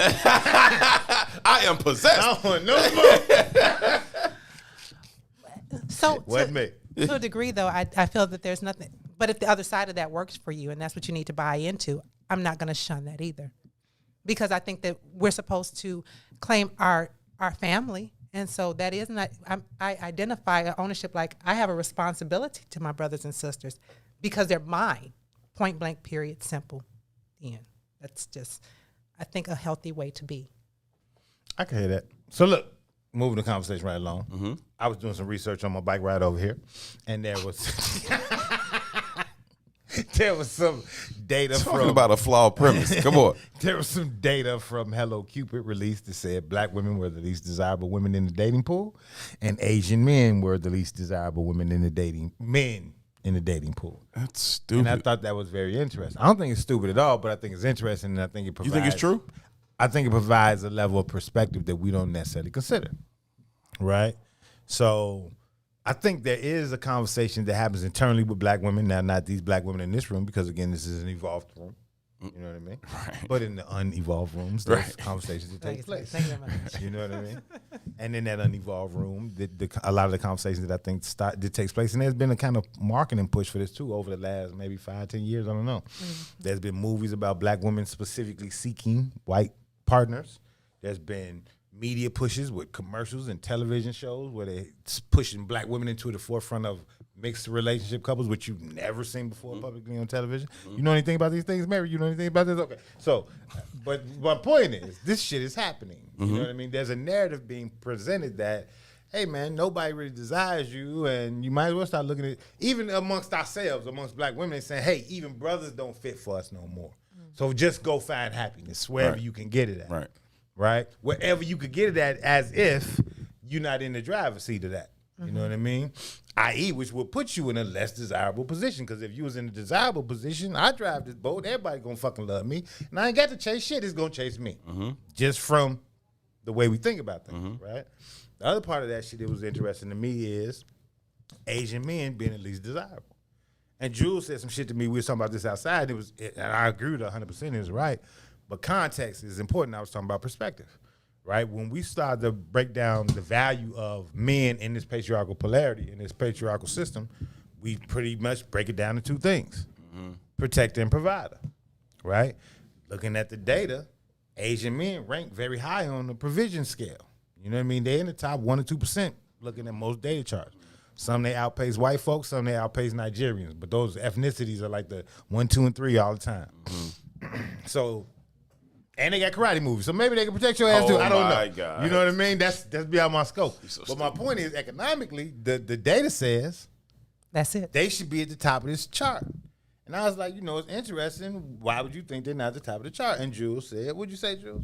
About who's doing Asian the survey? Men. Well, one about who's doing the survey too, and that was Hello Cupid, so we know. Okay. I don't know if we know, because I don't know what the fuck who's on Hello Cupid. I don't know nothing about it. I don't know if there's black people there or not. I don't know if black people go to dating sites like that or not. Matter of fact, let's ask that question. Black people in the chats, do you all go to dating sites? What are the top ones, by the way? What are the top dating? What do they call them? I'm asking for a friend. No. Jules is asking for a friend. It's black specific. What matchmaking sites? Yeah. Ain't nobody gonna tell us if they on Look, one. I'm looking for them too. They're not coming through. Why white people don't seem to be embarrassed about this? Why would black people be embarrassed about this? It's because we're lying. What are we lying about?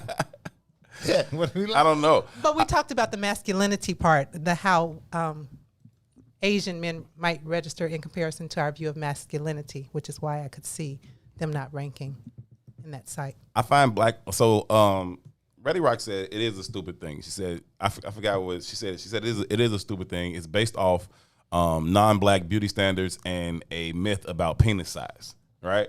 And Beulah said Bumble. That must be one. Tinder. Bumble and Match Tinder. plenty of Wait a minute. fish. I heard about Tinder. I don't know that that's These I used to long time ago.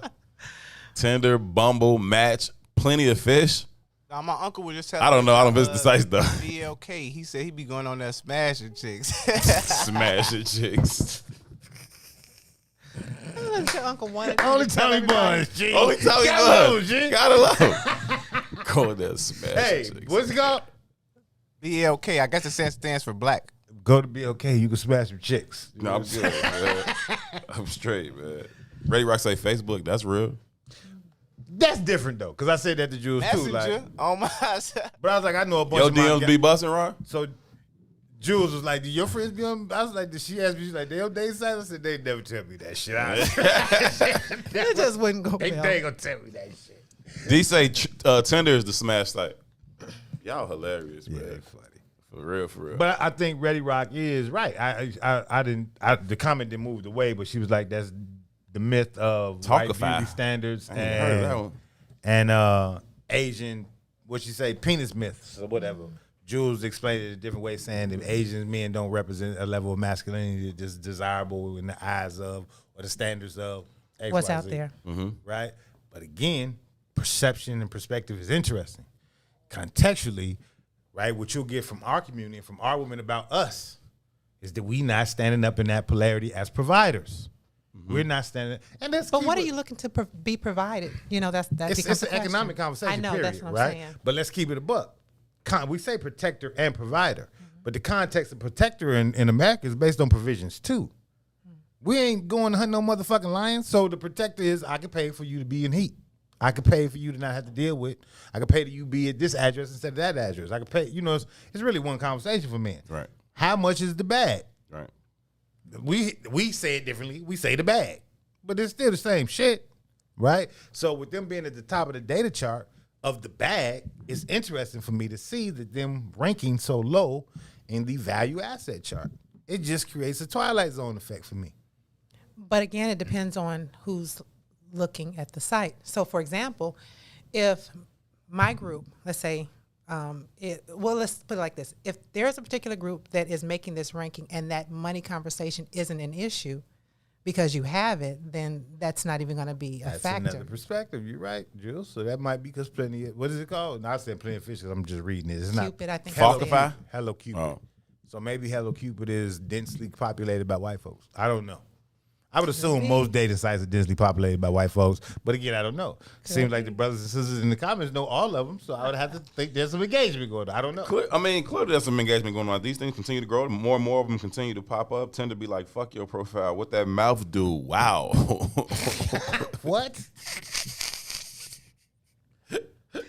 Apparently, acquiring minds want to know. Hey, it go how it goes sometimes. Listen, if you stand in your proper polarity, Beulah said, your tribe will find you. What's it called? Talkify? Talkify? Talkify? Talkify?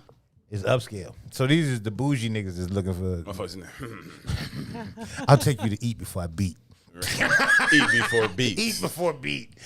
Eat and beat. That goes back to your point about everything Eat being and beat. I'm gonna open up a new bed and transactional. breakfast called Eat and Beat. Yeah, eat and beat. That's a good one. I like that. I want We to on. invest. We on. I'm an investor. You want in on this? Eat and beat.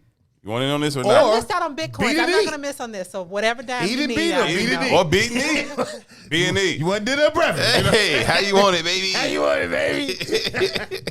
Christian Mingle. See? Farmers only. All of them. It seems to be a lot out there, right? But that speaks volumes too, though, how disconnected we really are. You know what I mean? And I thought it was a pretty good slogan too, Candace. That's a good what are one. we really seeking for, searching for? And so when do we start to reconstruct? Write that down. All right, write that down. Beat and I'm eat. taking notes. Eat and beat. When do we start to reconstruct our ideas of protecting and providing? I don't know. You said change our ideas behind it?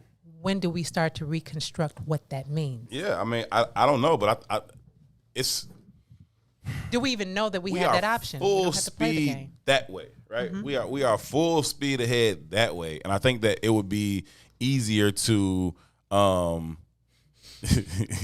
Drink and spank.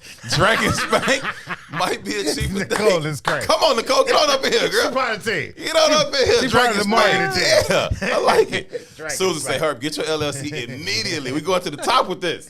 Drink and spank, eat and be. Let's go. But I think that we are in such steadfast pursuit going the other way that I think it would be similar to like trying to turn an oil tanker around in a puddle of water. You know what I mean? It's like I don't even know how we get this thing done because even as we sit here talking today, we still in full fucking pursuit of the very things that are causing us these fucking ills. And it's like to get us to one, you got to get us to see there's something wrong with this thing, right? Let alone try to go do something else. We don't even think there's nothing wrong with this one. And so that would be step number one. And I have no idea how to get it. Like, I don't know if I got an idea, but I think we're closer to change than we recognize. Out of necessity. Out of necessity. So that's the only thing that's going to make us change. Right. We all came in here, was talking about crypto a minute ago, right? The money is changing literally. The money is changing. You know what I mean? I just said that 21% of Americans are invested in crypto. And what's that look like for the black community? Right. Right. And when it becomes viable crypto, who knows where we are in that number? You know what I mean? But what it really says is that the value of fiat currency is kind of shifting. We also talk about we're moving into the age of automation. Jobs is going away. We're at the bottom of that totem pole already. So if the definitive is capital, motherfucker, you better be thinking about something else because you ain't finna have none of it. And it's not even going to be capital. Wealth is going to be decided by who owns resource. And we might have great jobs, but we don't, at the top of our food chain, it might be a good job attached to that number. But don't none of you motherfuckers own no resources. You know what I mean? Going back to values. Going back to values. So the minute that motherfucker who owns the resources that creates the job that your punk ass has decides that you have no value, it's done. It's done. That's it. It's done. That's it. And I think we're closer to that than we give credit to. You know what I mean? It's and when that happens, how does survival happen? Right? We move into some Mad Max and the Terror Dome shit because it's going to be a necessity for us to link and tribe up to just feed ourselves. Q has to become as vicious and savage as Bishop is, right? Because in the scenario you just gave, they walk up, that's Bishop walking up. Nigga, I done decided I ain't shit. So when I decide you ain't shit, bow. Nigga, that's it, right? So be it. And then Q got, okay, now the reality has set in on what this game is, right? I've been fooling myself the whole time. We friends, we're gonna get past this. That was a mistake. I know he killed him, and he killed him, and he killed him, but we're gonna make it work. That was the first time Q realized that, oh, I'm gonna have to kill this motherfucker, or he's gonna kill me. And that's a rock bottom place to hit with somebody. But until black people hit that space with America, we gonna continue to go down this motherfucking dark hole. It just is what it is. And I think that I'd be very curious to find out what kind of sets that off in your mind, because if it hasn't happened to this point, I don't know what will. So I want to read Ready Rock's statement. She says, while we focus on women saying protect and provide, you have too many men that believe they're God's gift because they do what they're supposed to do. They subconsciously and unconsciously buy into the narrative that there's a lack of quality men. Agreed. But I think it's this two sides of the same sickness. So let me say this. What defines quality? One. Okay. Right? Because she said do what they're supposed to do. I make a joke about this shit all the time, but I don't follow no rules that I ain't make. So what the fuck is supposed to do? Mm-hmm. You know what I mean? And does that qualify me for quality or not quality? I don't know. Mm-hmm. But fuck your rules. Fuck your couch, nigga. That's my theme music to life. Mm-hmm. You know what I mean? And I've even had, me and Herb had conversations about like financial offerings that people have made me, right? To do some shit that I just didn't feel comfortable doing. And I'd be like, nigga, I ain't take that, but I'd never tell my wife. Right. Yeah, you see what I'm saying? Yes. So I know that's an extreme in regards to the context of how Ready Rock is putting shit, but I read it because I want to hear y'all's perspective on it. And again, what quantifies as quality or what quantifies as doing what they're supposed to do? And if doing what they're supposed to do fits into the patriarchal paradigm, if that's a black man, it's wrong. It's the wrong thing. No. If that's a black man and he's succeeding at that patriarchal paradigm, he is special. He fucking is. So part of it for me in that statement is what's wrong with thinking that you're God's gift. So is it that you actually think that you're God's gift, or do you have this this false version of it that says that you have to push out your bravado because you're not secure? So that for me goes back to loving oneself and how you're identifying with the next person. She was saying God's gift because you meet these basic standards or whatever it is. But right? I think what's behind that is how you're conducting yourself. And so I think that she's saying that you're showing up as arrogant and asinine because you're doing X, Y, and Z. Why do you have to show up as arrogant and asinine because you're doing X, Y, and Z? If you're truly comfortable in what you're doing, you don't have to flaunt it. So for me, there's something underneath that that makes you show up that way. Yeah, no, I agree. I think if you don't show up as God's gift, then you show up as God himself. Ain't nothing wrong with that. Right. But I think that's what it should be. If you show up as God himself versus God's gift, it ain't this. It's just like I'm just walking this shit. I'm doing this shit. You know what I'm saying? Perspective is important though. You know what I mean? God don't see God as arrogant. Exactly. But the motherfuckers around him be like, look at this motherfucker here. It depends. Nah, but he ain't carrying it like that though. God. He's just doing the God shit. You know what I mean? I'm just doing God shit. They're impressed and they can see the confidence and the ability, but that's not the same thing as the motherfucker just constantly patting themselves on the back. Like, you know what I'm saying? Hit me with this shit one time. This is earlier. He's like, man, you stuck up. And my dad's like, nah, nigga, they just That's how down. they see it. They just stuck down. Yeah. I moved different. You know what I mean? Perspective is amazing. And But that's the whole context of the conversation. Perspective is amazing. Yeah. Her second statement is when she says, you know, doing what they're supposed to do is provide for themselves and take care of their children, etc. Again, I know this shit sounds like a very low bar. But if we're saying that dual income earning black households that the median rate is at still below $60,000, that's 50% of us and below with 2 incomes Right. are making less than $60,000. What's provisional and taking care of yourself cost in America today? We only live in cities, really. We ain't in the rural parts of America. How the fuck do you survive off $20-something thousand in New York, Chicago, LA? LA has a 60% black male population. I mean, 2% black male population. 60% of that 2% lives on Skid Row. Does that make them motherfuckers who can provide for themselves and their children special? Yeah. It fucking does. Statistically speaking, yes, right? In the current construct, right? And that's why we have to change something else about the value set. The value set has to be other than what can you provide monetarily. The value set has to shift to what can you provide spiritually, intellectually, emotionally. Disagree. But that becomes both parties. That becomes both parties' responsibility. That's why I said when you first made a comment, I said it's two sides of the same ailment. So if you're and that's kind of where I'm getting at. I'm not disagreeing with you, but again, just the context of how we look at the paradigm itself. Why does he think he's God gift when he's doing what he's supposed to do?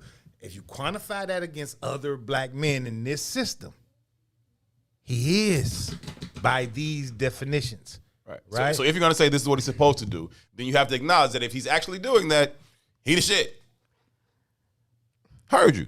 It's the same thing when you talk about like the physicality and shit, right? I ain't saying I agree with it. If you're gonna acknowledge that a woman is supposed to look like this, like that, and like that, then if she looks like this, like that, and like that, you gotta fucking acknowledge that she's the shit. Hey, we quantifying the fish's value by his ability to climb a tree, he's gonna always lose. Right. But if we quantify if a fish is racing a goddamn cheetah in the water, the fish has more value, right? But again, we're in the water and we're making this It's the evaluation process. The value system off that's what we fucked understand up about the water. It's the evaluation process. Right. The criteria by which you are deemed valuable is bullshit. But for me, the bigger thing is the undertone. Like if you are truly, even if you are that God's gift, even if you are that version of self as it relates to everything else. Everything else. I'm God. It's a difference. Either way. I gifted myself to all y'all. I love all y'all. The question is, or the real issue is how you're showing up in the context of how we relate to one another. So how do we converse around your ego not being in check so we can have a harmonious communication, a harmonious connect? How do we address that so you can show up differently and I can experience you differently? So, heard you. Adrian says, by nature, a woman who is seeking a husband and father will look for a man who can provide. A woman is operating in her nature to seek a provider and a protector. Heard you. Provide what? And I'm not sure that I agree with that becomes the question. 100%. That is a great question. Like, okay, even if we allow that, right? That he's there to provide and protect. Provide what? Right? What exactly are we asking him to provide? And if that criteria has been set by an outside source of social constructing, right? Then is the premise flawed from jump? And now if you say he's there to provide emotional, intellectual, mental Rock said character. I think character is right. Is pinnacle. If we're there to provide, then maybe he provides that, right? And then maybe he doesn't provide this other shit, right? But you place more value in this other shit than you do in. I just want to make a quick analogy. Dr. King, Malcolm X, Fred Hampton, all great, highly revered men, leaders in our communities. Yes. Every one of them was dead fucking broke. Dead fucking broke. Right? Now, we as a community revere all these guys. Right? Or at least we did at a time. Right? But in the context of what becomes valuable in a relationship, if it's provisional, provide and protected from the standards in which we could laugh and joke and ask to would provide what? We can ask that all the goddamn time. But we know that means provide stability, right? If those men don't measure up in regards to being a good man, what the fuck is the definitive? Because they was all dead fucking broke. Malcolm, we just saw Malcolm's birthday just passed. The whole last 2 years of Malcolm's life, it was like, we ain't got nowhere to live, really. That's his true story. Because the nation paid for all that shit. And the minute he wasn't a part of that no more, what does Malcolm's value become in the lexicon? Right. What skill? I mean, him being able to motivate a crowd of black people. What does that provide you provisionally? Right. What kind of check that come with? What check come with that? Not because we don't even invest in our people, and especially our intellect and people that don't provide that entertainment value for us. But there's a couple of things in Adrian's comment that kind of didn't necessarily resonate with me. Number one, I don't know that my nature says that I excuse me should look for a husband. I think that if I am to have a husband, I'm supposed to be found, because if I'm start out chasing a man, I feel like I'm gonna chase him for the rest of however our existence is. But even beyond that piece, looking at what we're looking to build, I think by and large, one thing that shows up for us as black women is we're looking for somebody to be our husband instead of living what is present in the moment. I think by and large, there are not a lot of black men that want to be married. And we're denying ourselves of experiences with them because that thing is not there.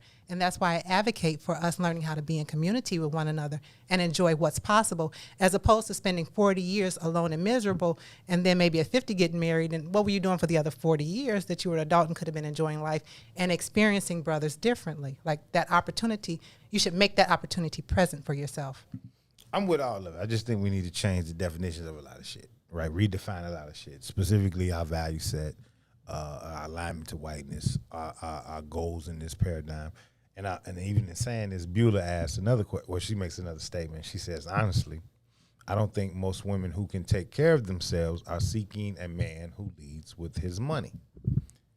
And I hear that. And again, this is an evolved room, but we're always speaking about the whole, right? If we think about the context of the American paradigm, can you lead without money?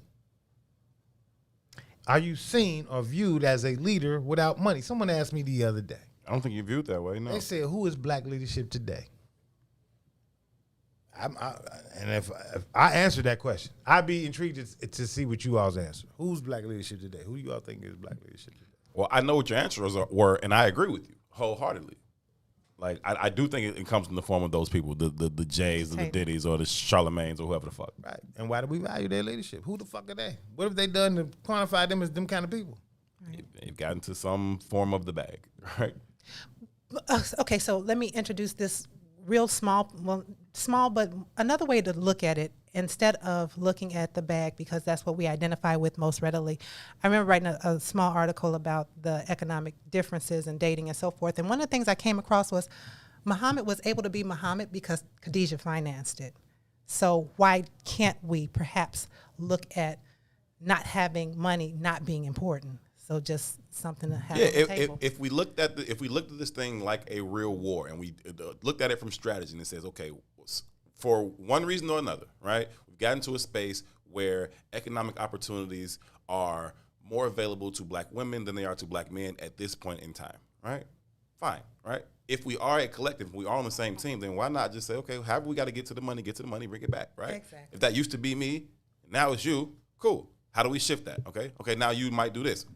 Now you might do that. How do we make that thing work, right? And it's like, but because we're told that it has to look a certain way, and that's what we're in full pursuit of, then there is no value to us on this team. And it's nuance. It's always nuance. Always nuance. Right. But I think part of that American paradigm, and we just playing out in the American paradigm. That's I don't what think I'm saying. none of these conversations and thoughts are unique to our culture. Nah. But the American paradigm They're probably pushes an ideology of rugged individualism. There is no real collective goal here. There is no collective journey, even amongst white folks themselves, right? Individual You see, pursuit of the American dream. A white couple getting a car. If it's two white dudes and two white women, the white women get in the back, the white men get in the front. You're beneath me. That is the sole, that is the definitive. They move like that. Those are the standards, i.e. patriarchy, right? Patriarchy works for them. We get blamed for being or benefit from the patriarchy, but truthfully, we don't seek any, we don't have any benefits from the male patriarchy because we're not even seen as real men in the context of what validates men in this system. Right. You know what I mean? Not men. Not men. right? And even from the and what's again, because now we're assimilating into said system, our women are attaching themselves to these same ideas. And again, I'm not blaming at all, just explaining, right? But then we wonder why the dysfunction happens, and this is not to negate the fucked up shit that men is dealing with. That we ain't negating that at all. It's a lot of fucked up shit that we dealing with. I.e. those white beauty standards you talk about. I hear motherfuckers talking about all the light skins. And somebody said to my son, "Oh, you a light skin," and he's playing into the shit like, "What that? Yeah. Motherfucker, we ain't on that at all. We ain't having them. We ain't never gonna look at that as some kind of value asset. Get that goofy shit out of here. Period." But it plays out in our community at various levels. Right? These are just him and his homies talking shit. But the fact that I could see it to him, it was like, yeah, I am. No. Not here. That's goofball shit. You know what I mean? But where do these ideas come from? Right? We know these ideas come from the paradigm of the social standards in which we operate in. Right. But then we deny the fact that we attach ourselves to these ideas and then wonder why we fail. Got to start with truth, right? In any relationship we talk about deception, you talk about not accepting reality. Oftentimes we think that the first person we lied to is our partner, our mate, or whatever it may be. The first person you lied to is yourself. Stop lying to ourselves. Honestly assess where we are. Is this thing working? Could we perhaps be better off if we considered doing things in a different way? We got to wrap it up here for today. We will be back here on Monday, same time, same place at 1 p.m. for Ron Rilla and Toussaint Werner. Special thanks to Juliet Scott. My name is Herb Howard. We'll see y'all on Monday. Until then, y'all be good to each other. Peace. WIIFTBP.